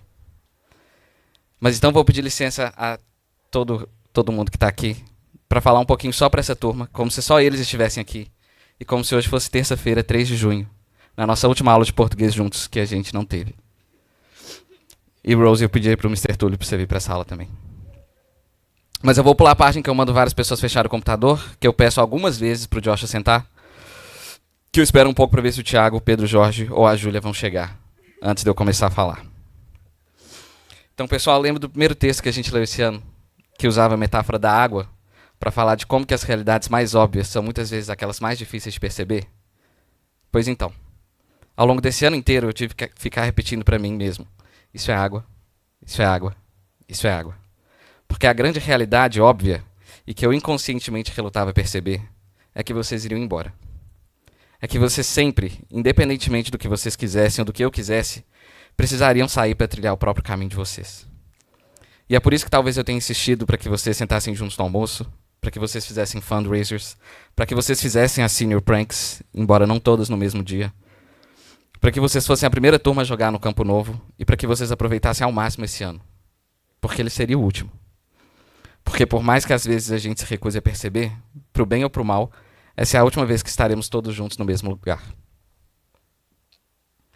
A outra realidade que eu nunca gostaria que saísse do horizonte de vocês é que daqui para frente você está, aos poucos, construindo a sua própria vida e cortando fio a fio grande parte do tecido que te prende àqueles que te criaram. E eu gostaria que nunca, nos momentos da mais alta alegria e nos momentos da mais sombria tristeza, você se esquecesse de que a sua vida é verdadeiramente, irremediavelmente sua. Cuide dela, planeje seus passos, mas nunca pense que você não pode alterar o curso da sua vida. Viva os seus sonhos, crie as suas próprias expectativas, Mas não se prenda a elas como um destino inevitável. Afinal de contas, não é porque a gente foi aceito na nossa top choice que a gente precisa ir, não é mesmo, Gabi? Às vezes, tudo que a gente precisa é de um prédio com o nosso nome e uma vontade irrefreável de continuar vencendo os nossos obstáculos. Porque o universo é muito mais complexo para a gente conseguir planejar os infinitos rumos que poderemos tomar. Você pode e deve mudar a sua vida. Quando você bem entender, essa é a sua maior liberdade. Isso é água. E a última realidade, muitas vezes difícil de perceber, é a de que como a gente faz as coisas é tão importante quanto as próprias coisas que fazemos.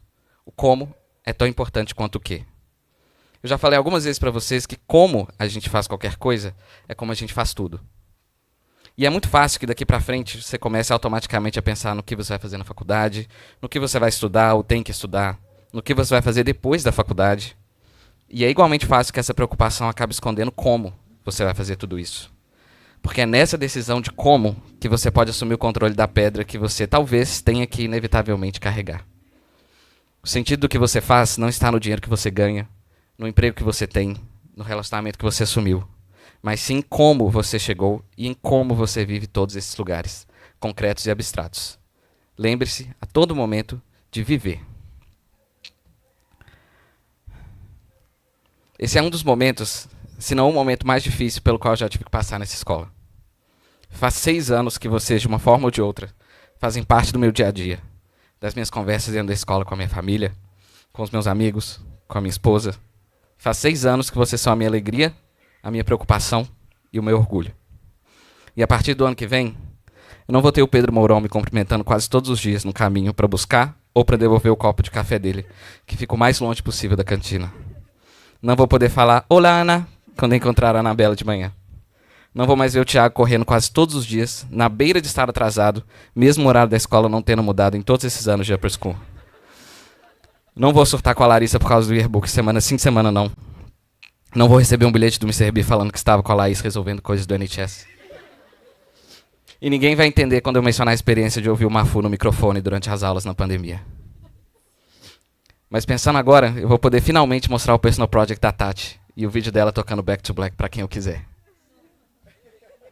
Porque a água que mais envolve todos os professores é que, pro bem ou pro mal, a gente sempre tem que se despedir dos nossos alunos. Mas pelo menos dessa vez, toda vez que eu estiver na minha sala, olhando saudoso para aquele mural de fotos, quando algum aluno me perguntar quem são as pessoas na foto, eu vou poder dizer: são os melhores alunos que eu já tive. Muito obrigado por concederem a esse professor uma última dança. Voem alto, meninos e meninas.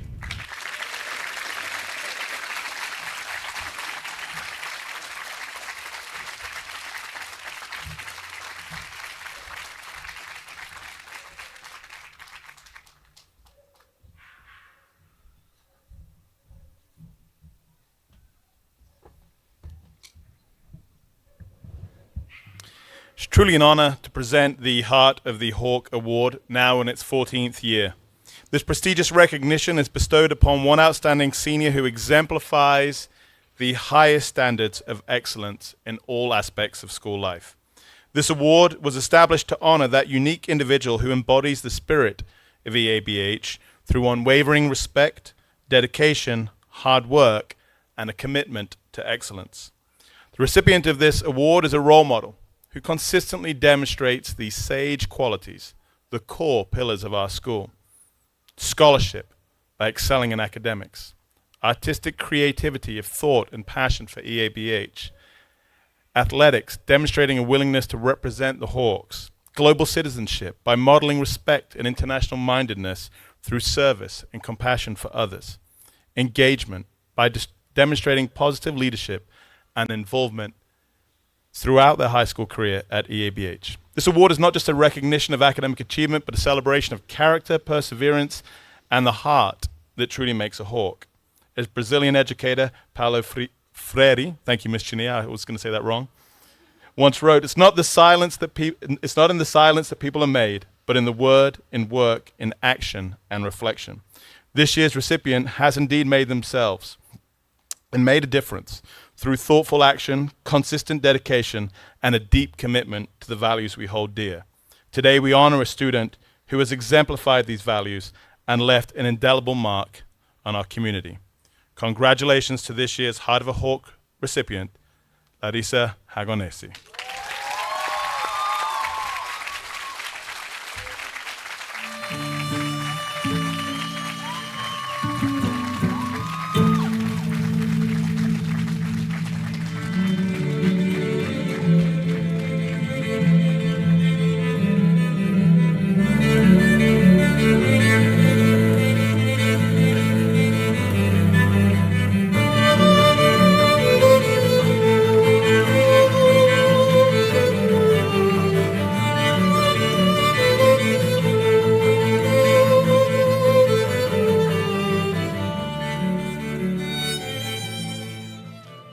Larissa, I'm sorry for knocking your hat off. The English people are not very good at hugging. We're not a hugging nation, so apologies. Okay, this time it gives me great pleasure to introduce our first student speaker chosen by the class of 2025. It's a great honor to be selected by your peers to do this. This young man earlier in his video said that he wants to be known and remembered for spreading joy. And there's no doubt in my mind that that is exactly how he will be remembered. Josh, your time.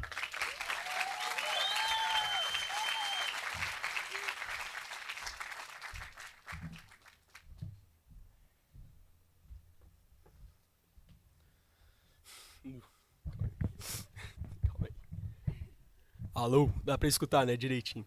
Então tá. Boa noite, pais, professores, formandos e família. É uma honra estar aqui diante de vocês, fazendo este discurso. Eu demorei a acreditar que esse dia finalmente chegaria. 15 anos fazem desde que primeiro pisei nessa escola, e nunca achei que o dia que eu deixasse a escola chegaria tão rápido. Embora essa nova etapa da minha vida me emocione profundamente, é com um grande peso no coração que deixo para trás essa peça fundamental da minha história. Assim como todos os formandos na minha frente, se tem alguém que me entende hoje, são vocês. Porque também estão sentindo o mesmo frio na barriga e espero que as memórias que foram formadas na escola sejam algumas das que irão durar para o resto das suas vidas. Apesar da minha fama e de péssima memória de curto prazo, sinto que, por outro lado, minha memória de longo prazo é algo que pode ser muito importante para essa turma.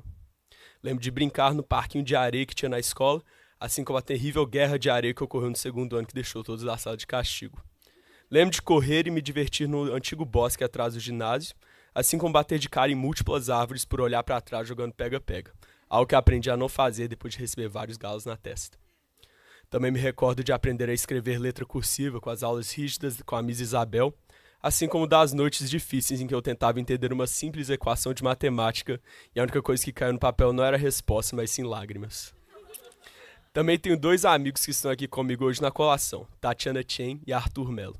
São 15 anos de história e toda vez que olho para eles, lembro do quanto já passamos juntos desde 2009. Sem vocês, minha experiência na escola teria sido completamente diferente.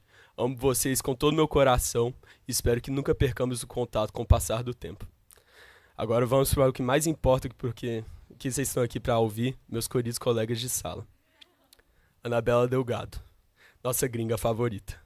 Falar de você sempre vai me lembrar dos nossos momentos em aula, quando sua risada contagiante dominava a sala e deixava tudo mais leve. Sempre tão gentil e alegre, até com quem, digamos, não era exatamente seu fã-clube. Você tem aquele jeitinho único que conquista todo mundo, provavelmente culpa do seu sotaque venezuelano e da simpatia única. Espero que você nunca mude, porque o mundo precisa de mais Anabelas. Arthur Melo, ou Tuzão, ou Eusébio. Você, sem dúvidas, é um irmão para mim. Esteve comigo desde o primeiro dia aqui na escola e até hoje nunca deixou de estar do meu lado. Em meio a tanta gente, é com você que eu sinto a maior conexão. Como se você sempre soubesse exatamente o que eu estava pensando, mesmo sem dizer nenhuma palavra. Foram tantos momentos compartilhados, nos aquecimentos de vôlei, nos clubes da escola e, é claro, nas lendárias aulas de estética da Miss Bárbara, nas quintas de manhãs. Que é impossível imaginar essa jornada sem você. Saiba que eu nunca vou te esquecer. Você tem um espaço reservado no meu coração e sempre terá. Obrigado por ser esse amigo leal, constante e, acima de tudo, verdadeiro. Bernard Temporão, ou Word, para os mais íntimos. Você é, sem dúvida, um dos caras mais ambiciosos que eu já conheci. Mas não aquela ambição vazia, e sim uma que inspira, que puxa os outros para cima, sempre querendo ser o melhor no que faz, e mais impressionante ainda, correndo atrás disso com uma disciplina absurda. Ver você ser aceito em Northwestern foi a prova de que todo esse esforço valeu a pena.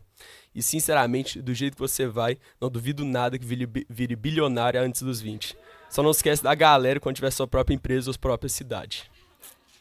Gabi Drummond, ou simplesmente Gabi.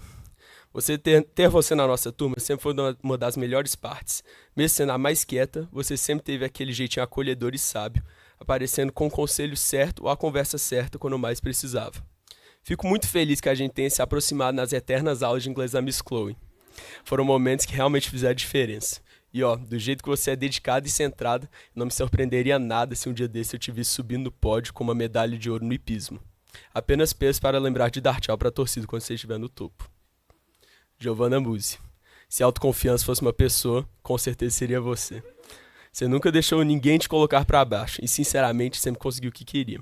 É impossível não admirar sua personalidade forte, que te torna única e inesquecível. Mas, por mais marcante que seja sua força, o que eu nunca vou esquecer mesmo são as vezes em que você me chamou de pick-me, quando todo mundo sabe que a verdadeira pick-me é você. Júlia Prates. Você é, sem dúvida, a voz da nossa sala. Sempre firme nas opiniões e sem medo de dizer o que precisa ser dito. Você nasceu para liderar. Assumiu projetos que nem aquela vez no 4º ano, quando caiu um grupo nada trabalhador comigo, Ana Laura e Pietro. Lembro que você pegou aquele projeto com o peito estufado, resolveu ele com muita competência. Assim como resolver problemas, enfrentou cada desafio da turma com disposição, coragem e muita competência. Tenho certeza de que grandes coisas te esperam, que gente como você não passe despercebida pelo mundo. E só pra não perder o costume, você vai voltar pro retiro hoje, tô precisando de carona. Larissa Ragonese. Até hoje, me pergunto como você demorou para escolher um curso, porque, sinceramente, você sempre foi pura energia e liderança. Desde o início, comandou tudo, com naturalidade e talento. E não é à toa que acabou virando presidente do Stucco. É muito legal ver quem você está se tornando, e ainda mais saber que esse próximo capítulo vai ser em Indiana University. Tenho certeza de que você vai brilhar tanto lá quanto brilhou aqui. Até consigo já ver você organizando algum evento na primeira semana de aula da sua turma. Laís Taranto, a presidente. Além de nunca parar de surpreender todo mundo com sua organização, carisma e 1000 compromissos ao mesmo tempo, você ainda encontra tempo para manter o título de maior entusiasta de café da escola. Falando sério, se liderança fosse uma bebida, você provavelmente tomaria 3 doses por dia. Como presidente do NHS, você mostrou que responsabilidade e empatia podem andar juntas, e que é possível comandar uma equipe inteira sem deixar de ser gentil e acessível.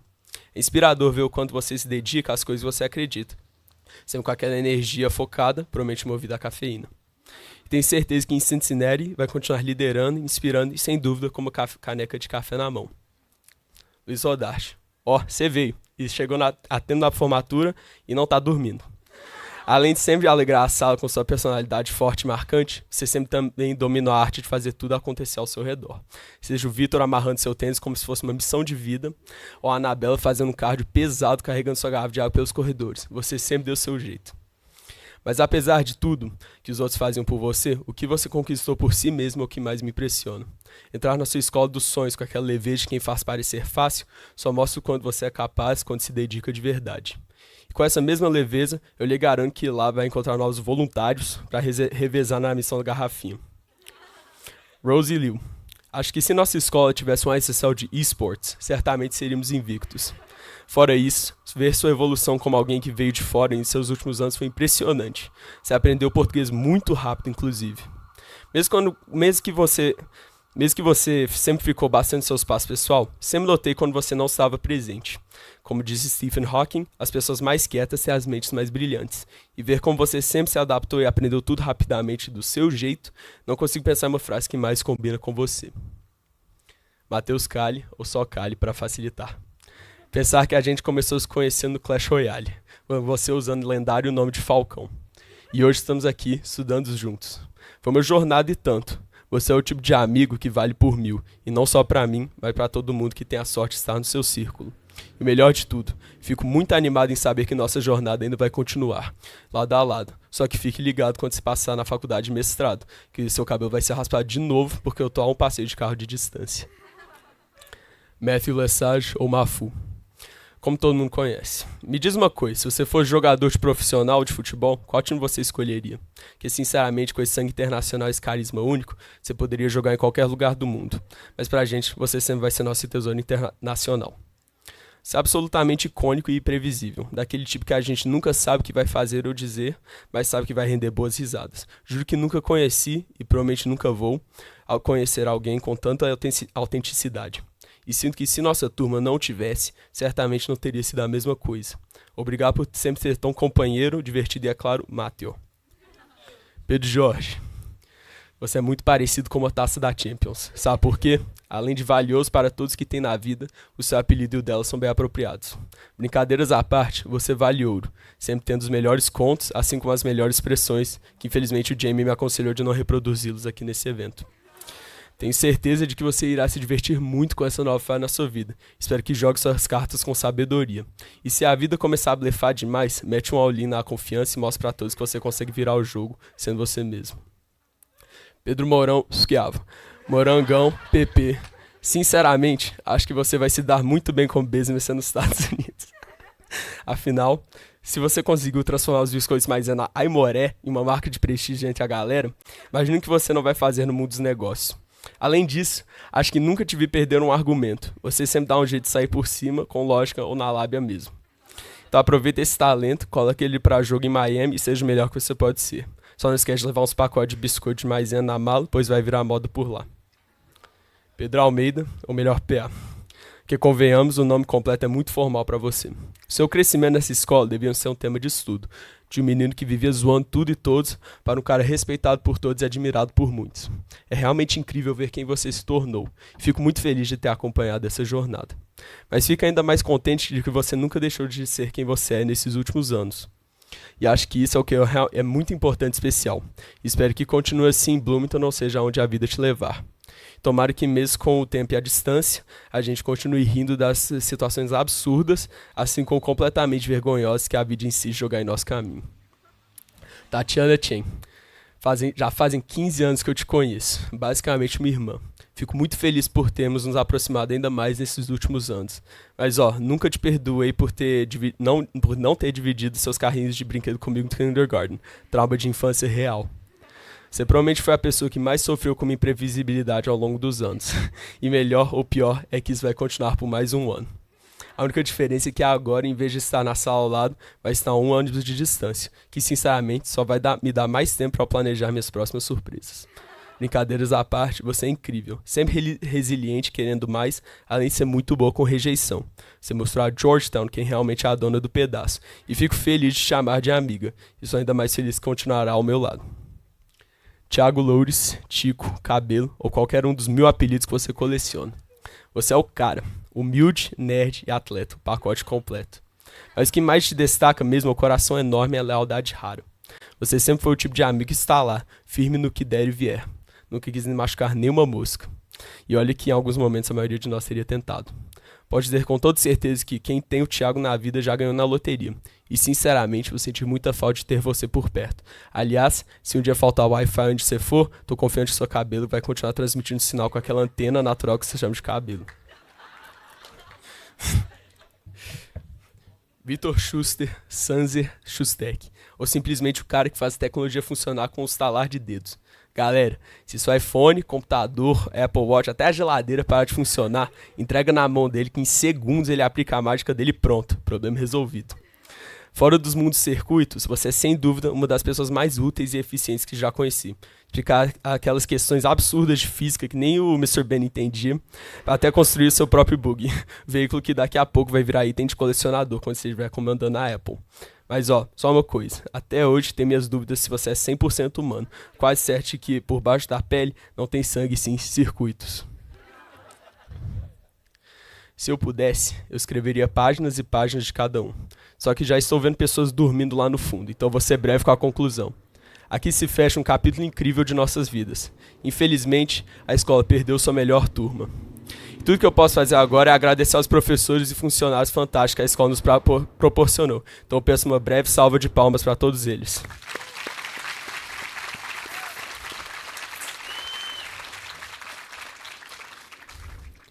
Sem vocês, nada disso seria possível. Fico feliz por termos tido acesso a mentores e educadores tão bem proporcionados. Além de ensinarem as matérias com propósito e amor, sempre sobrou tempo para bater um papo divertido sobre diversos assuntos. Cadê a Miss Marina ali? Ela, tô vendo ali. Acima de tudo, quero agradecer o Guilherme Galvão, o nosso guia nessa aventura que chamamos de escola. Sem suas filosofias profundas e carinho, certamente não estaríamos aqui felizes como estamos hoje. Também olho para cada um de vocês e vejo tudo que cada um trouxe para essa turma. Risadas, sorrisos, lágrimas, alegrias, amizades. E tudo mais que vem quando se juntam 19 pessoas tão diferentes entre si para conviverem pelo menos 200 dias por ano. Nós se tornamos uma verdadeira família. Vejo cada um e percebo quantos todos cresceram, quanto evoluímos de adolescentes a adultos, prestes a entrar na vida real. Para mim, isso também é assustador. Sei que por dentro nós temos medo, ansiedade e estamos incertos do que virá. Mas eu também sei que uma vez que nós se soltarmos, nós vamos crescer, dominando cada obstáculo que aparecer no caminho de nossas vidas e no fim iremos descobrir a felicidade que reside em nossas conquistas.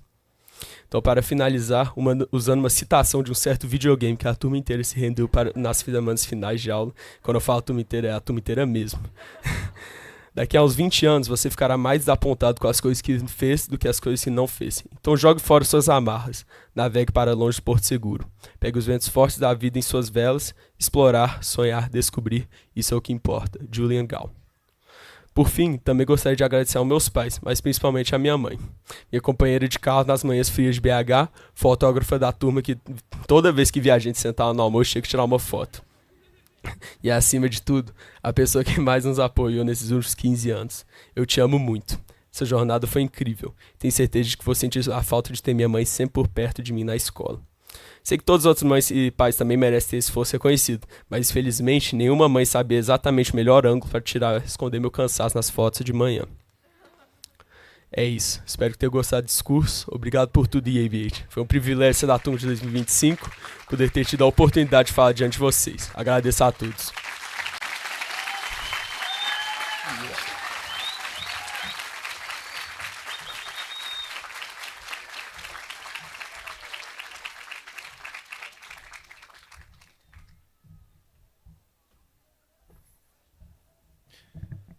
In her video, this student said that she wanted to be remembered for taking advantage of every opportunity here at EABH. And that's exactly what she did. She is an incredible young woman, and I'm very pleased that we all get to hear from her this evening, Ms. Tatiana Chen.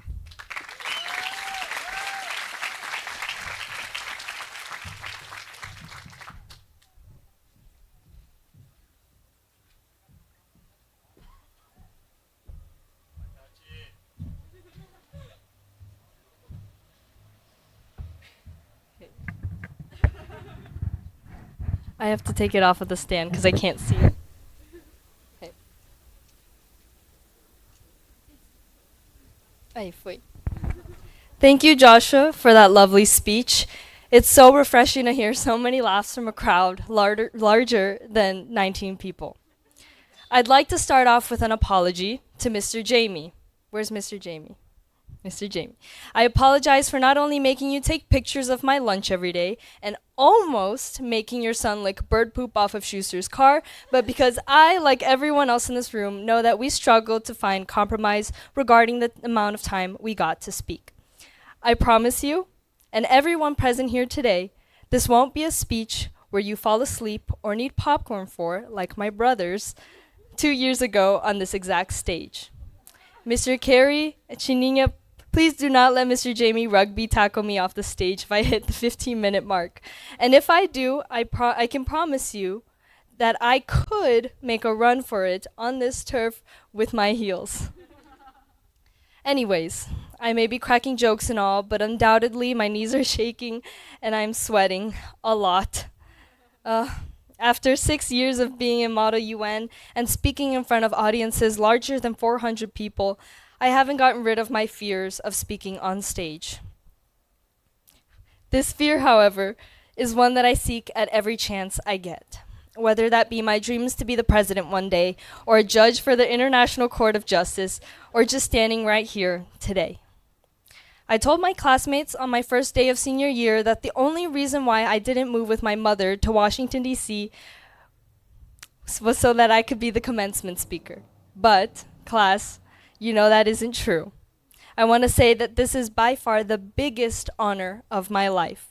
And I do not mean speaking on the stage, but graduating with all 19 of these beautiful and brilliant classmates.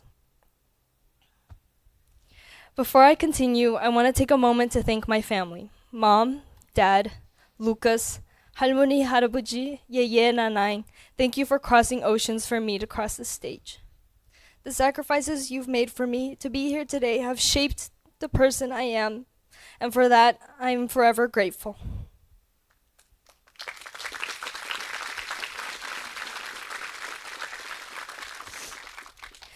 We as a class have been through so much together, and though I wanted to stray away from making a cheesy speech about all that we've been through, we can't ignore it. Every moment watching each other fall in and out of love, experiment with haircuts and colors, especially me, learn our privilege when writing our Common App essays, and figuring out who we are outside of the school has contributed to our growth. We started off as 9 students: Arthur, Diego, Jacob, Jean, Joshua, Oliver, Ricardo, and me. That year's senior class was a total of 4. And now we are a whopping 19 students. This number of students is a unique experience, an EABH experience, which varies every year but carries the exact same value every time, that it takes a village to raise a child. Every single person from the staff, that being teachers, admin, IT, maintenance, cooking staff, and so on, puts in the work and love to raise every single student that has the privilege to step onto this campus. As much as I'd love to thank every single person present and not present here today, I'm afraid of the consequences of overstepping my time limit. So, to keep it short, thank you for the 16 years of hard work and love. Without every ounce of effort that comes from getting up at 6 in the morning to deal with so many kids for 8 hours a day, none of us would be graduating or dreaming of changing the world. Now, in regards to the men and women of the hour, the senior class of 2025, I have a few words to say about each and every one of you. My emotion and heartfelt gratitude for every single one of you transcends words and cannot be encapsulated with a sole speech or letter. So the closest I can get is sharing with this audience and with you the lessons I've learned from each peer that has changed the trajectory of my life. Anabela Delgado. Anabela Delgado. Ana Bola. Posty, my partner in crime. You've taught me the power of unconditional love. Hold on, give me a second. You've taught me the power of unconditional love. In moments when I felt unloved or too small-bodied to carry my big dreams, you were feeding my ambitions and you loved me unconditionally, even in the moments when you shouldn't have. Your unconditional love is your strongest kind of courage that gives without asking and heals without demanding anything in return. No matter how far Posty is, there's a little red thread that ties us together over mountains, galaxies, and the fabric of time. Instituto de Empresa is so freaking blessed to be getting you.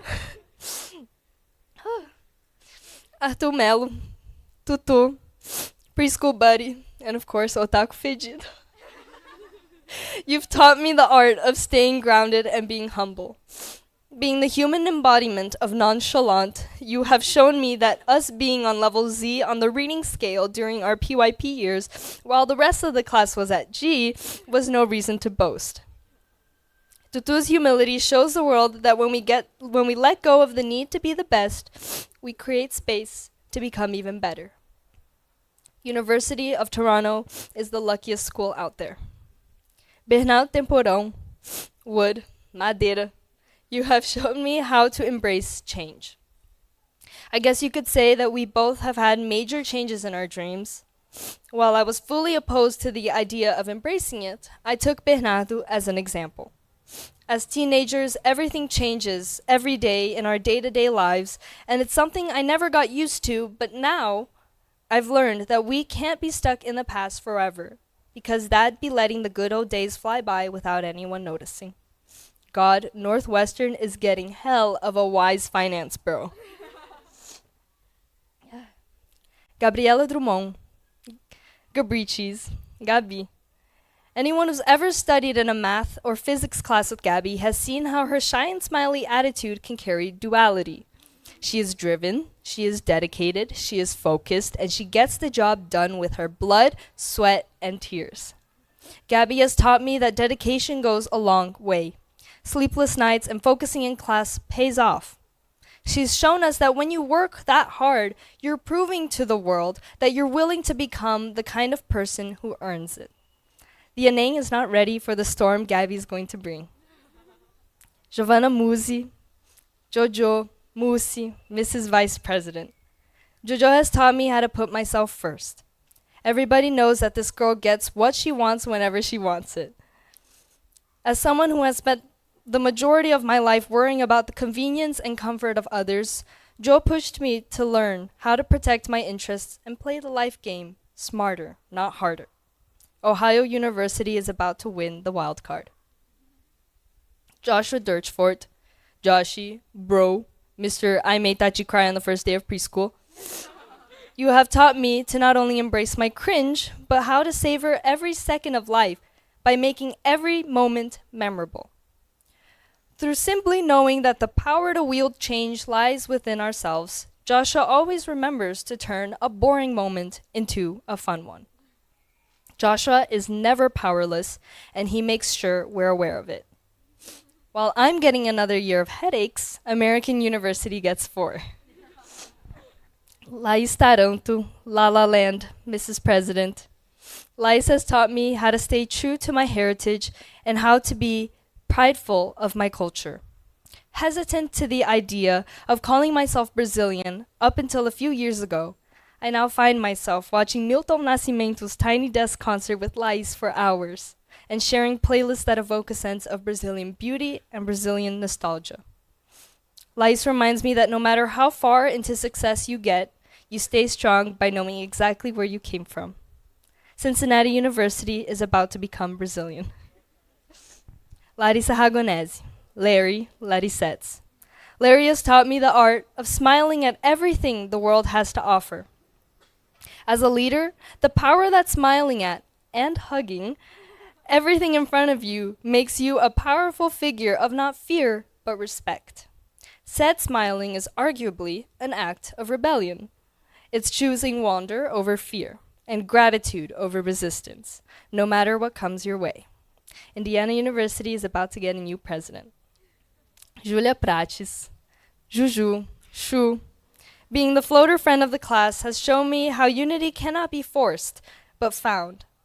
But by always including everyone, Julia has proven that kindness doesn't need a circle to draw people in.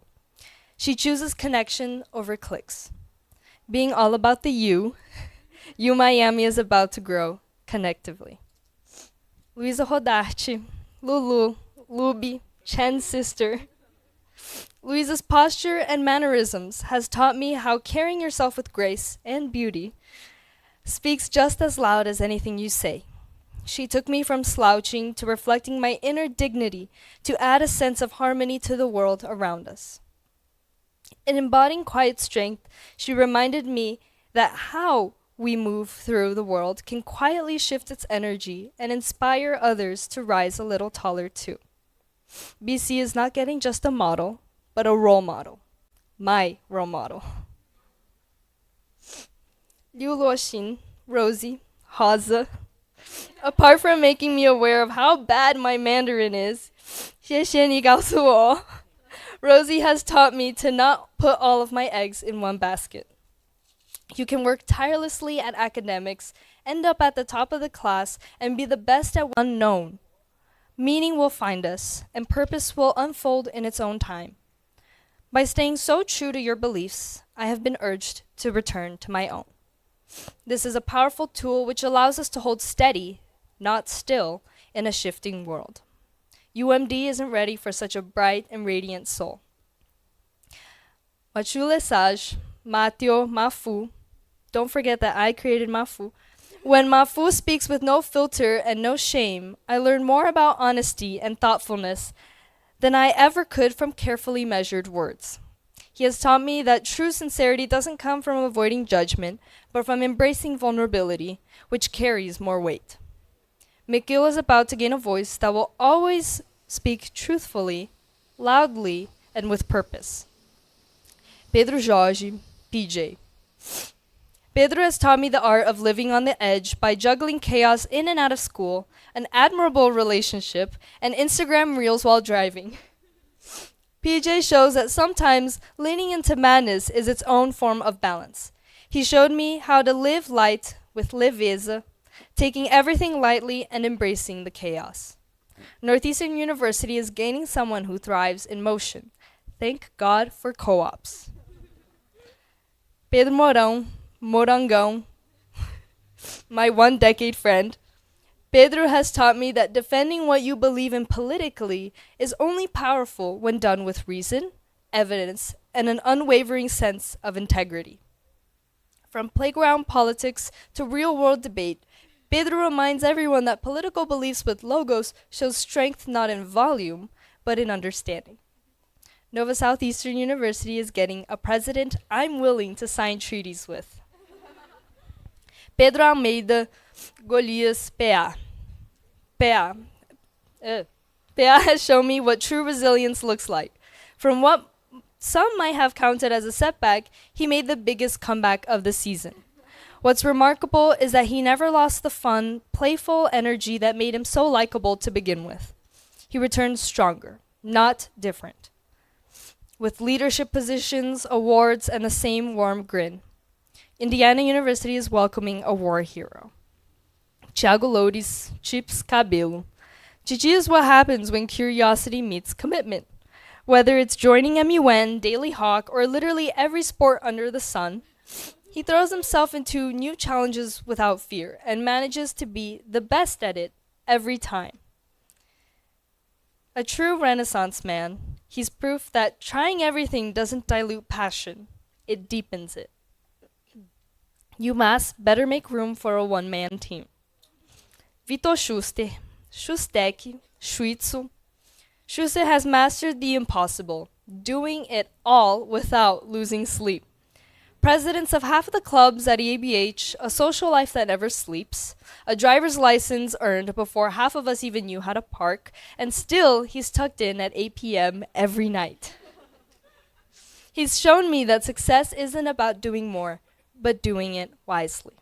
Northeastern University is about to learn the real definition of efficiency.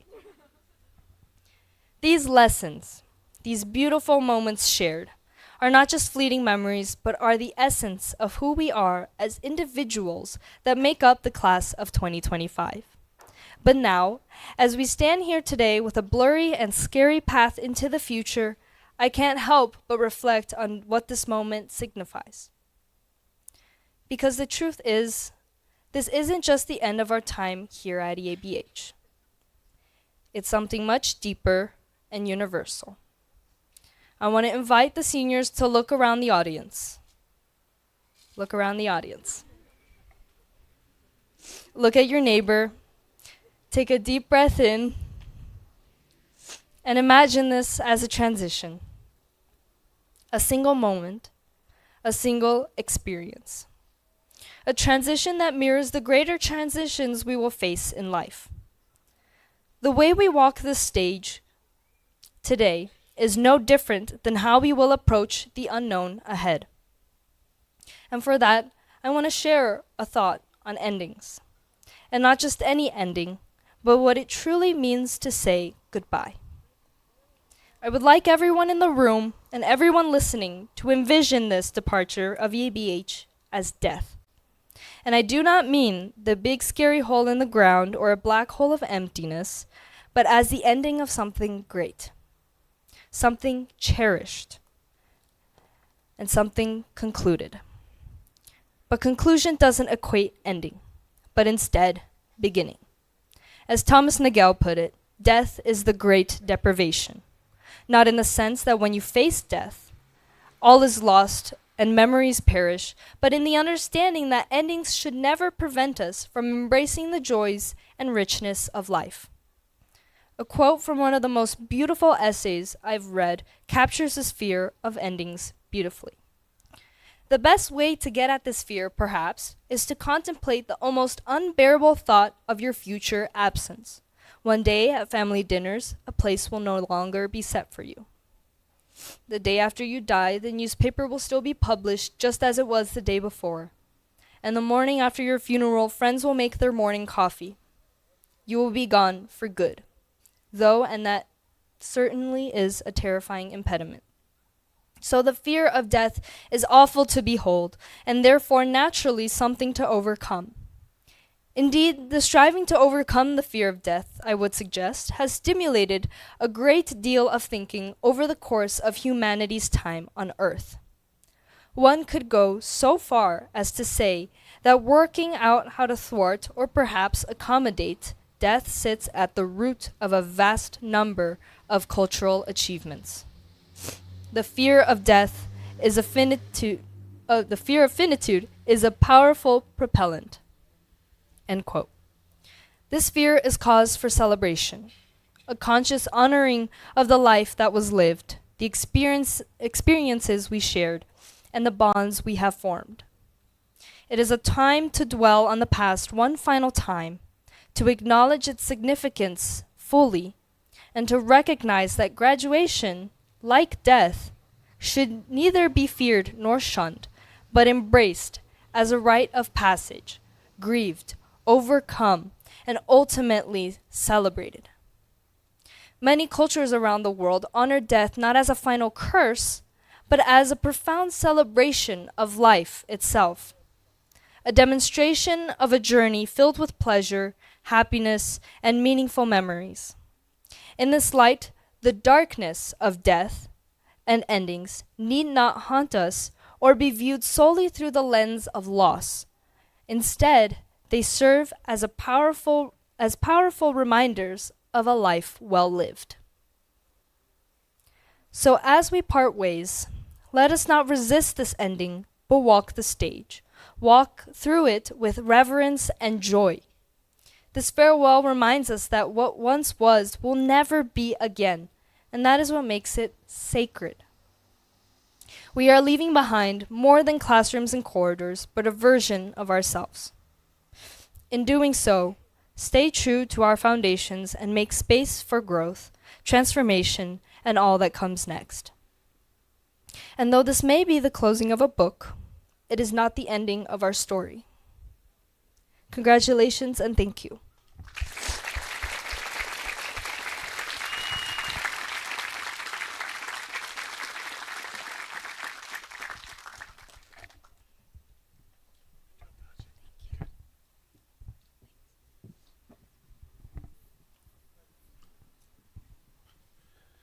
Please join me one more time showing our appreciation for our brilliant student speakers.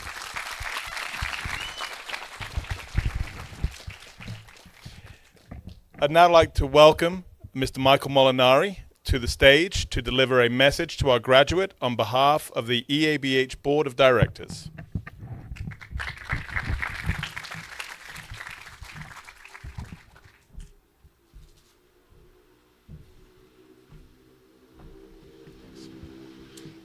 Good evening. Greetings to the class of 2025 and all of our esteemed guests that are here tonight.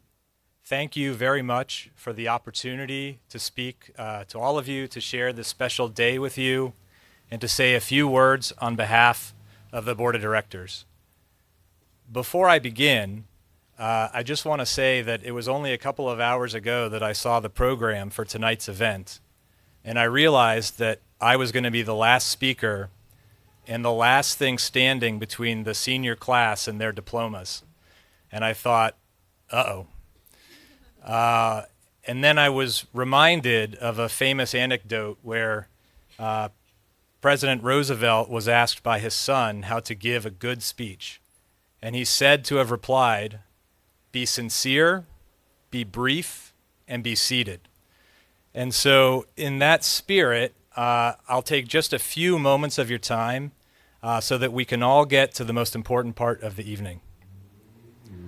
Let me say on behalf of the entire Board of Directors that it's my privilege to extend our warmest congratulations to each of you. on this momentous achievement. Today marks not just the culmination of your high school journey at EABH, but the beginning of an exciting new chapter in each of your lives. The board has watched with pride as this remarkable class has navigated challenges, celebrated successes, and supported one another through the years. I'm proud to say that you represent the best of what EABH stands for: academic excellence, strong character, and global citizenship. As you move forward, remember that you carry with you the values and knowledge gained during your time here at EABH. We're confident that you will continue to learn, to lead, and to inspire others wherever your paths may take you. We hope that you will always keep EABH and each other in your hearts. The world awaits your talents, and we can't wait to see the incredible things that you will accomplish. Congratulations to the class of 2025.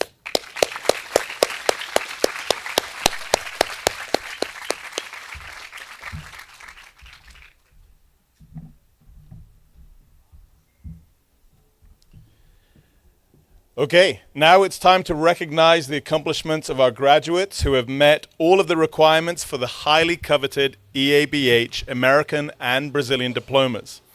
As they step forward to receive their diplomas, we celebrate not only their academic achievements, but also their personal journeys and the lasting impact that they have made on our school community. I would now like to invite EABH Board Representative, Mr. Michael Molinari, Brazilian Program Director, Ms. Chania, and our Head of School, Mr. Kerry Timmerman, to the stage for the presentation of diplomas. In addition, we have a special guest who we would like to invite to the stage tonight, our former Head of School, Ms. Katarina. I'd also like to invite Mr. Guy, who will be reading the graduate names as we distribute the diplomas.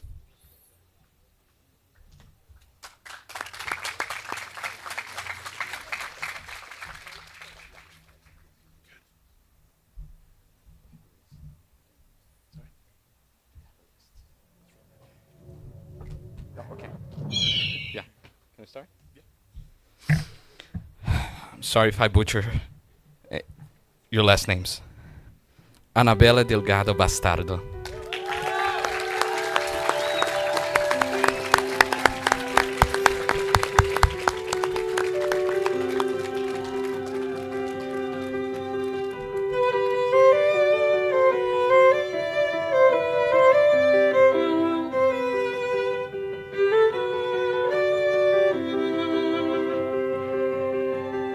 Arthur Pena Campos Melo.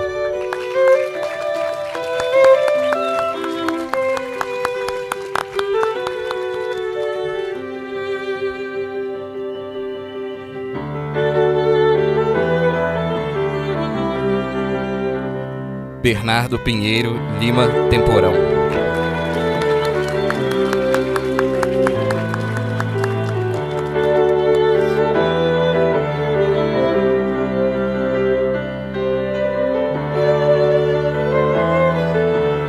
Gabriela Drummond.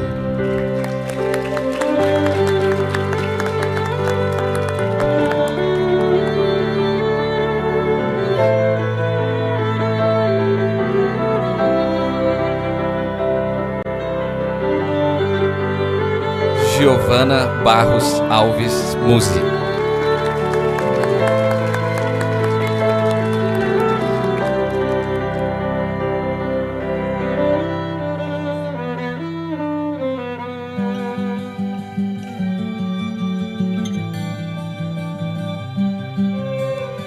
Joshua Arúbio Alves Dortford.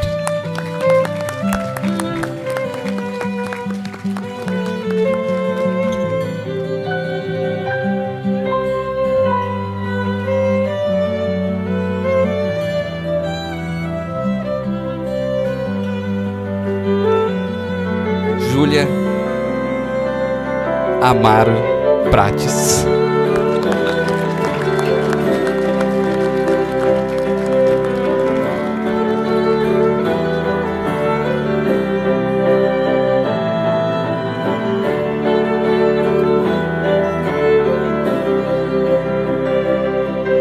Laís Oliveira Taranto.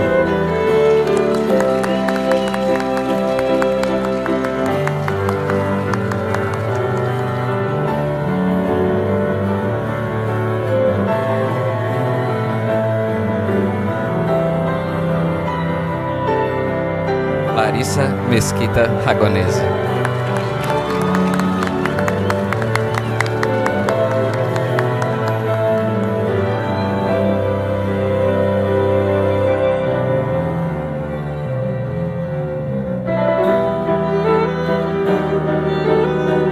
Luísa Nogueira Rodarte.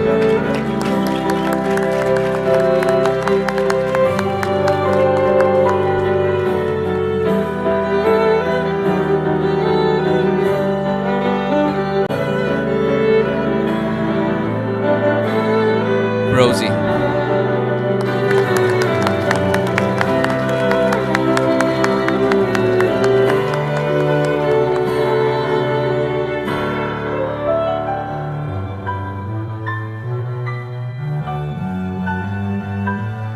Matheus Ferro Cali.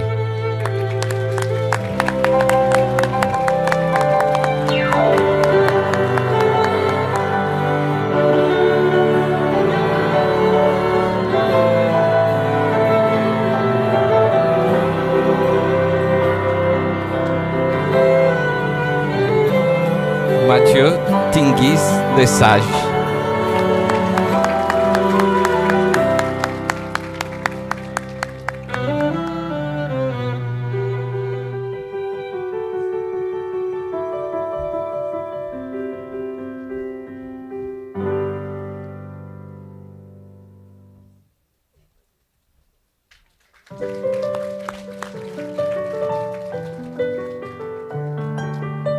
Pedro Jorge Garcia Bolsas.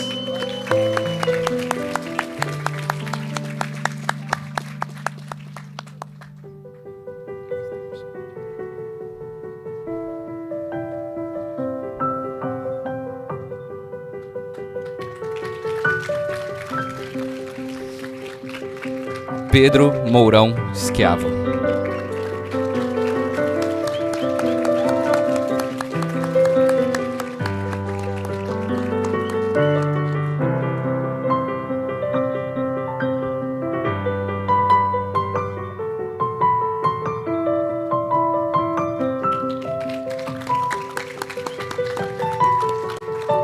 Pedro Oliveira de Almeida.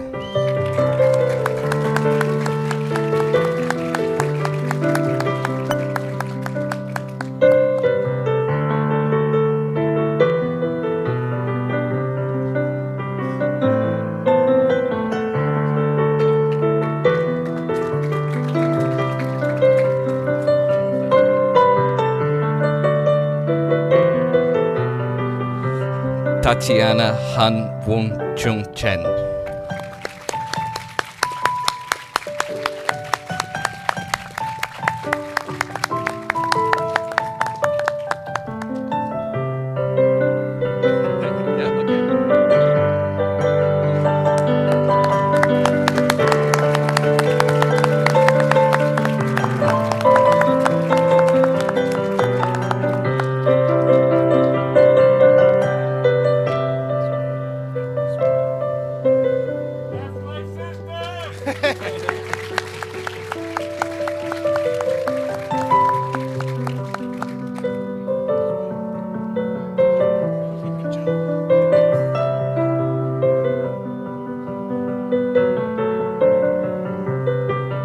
Tiago Castro Loures.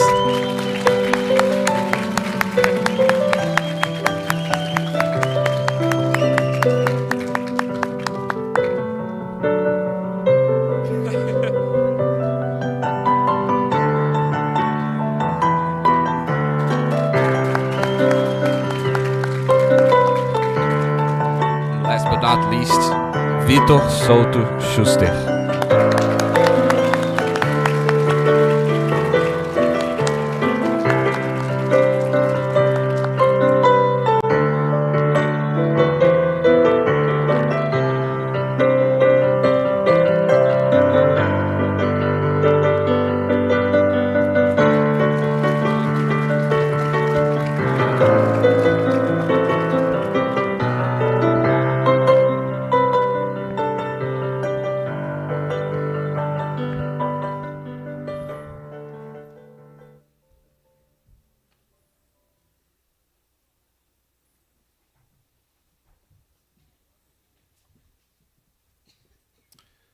As we draw this ceremony to a close, I want to take a moment to reflect on the significance of this day. Graduation is not just the end, it is the beginning of new journeys, new challenges, new opportunities. Graduates, you have shown us your commitment, your spirit, and your passion. The world awaits you, your talents, your ideas, your leadership. Remember that you will always be part of the EABH family, and we will always take pride in your accomplishments. Graduates, please rise and take your position on the stage.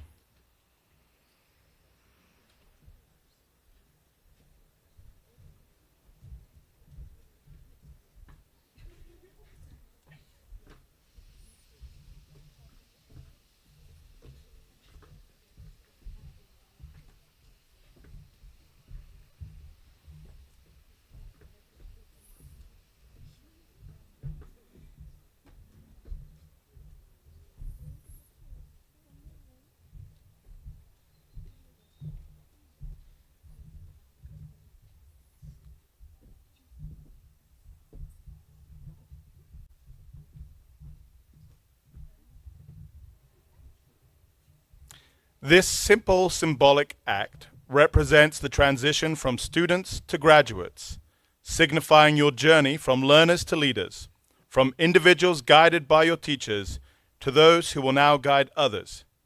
Take pride in this moment.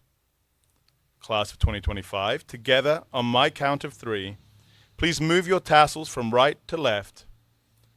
1, 2, 3.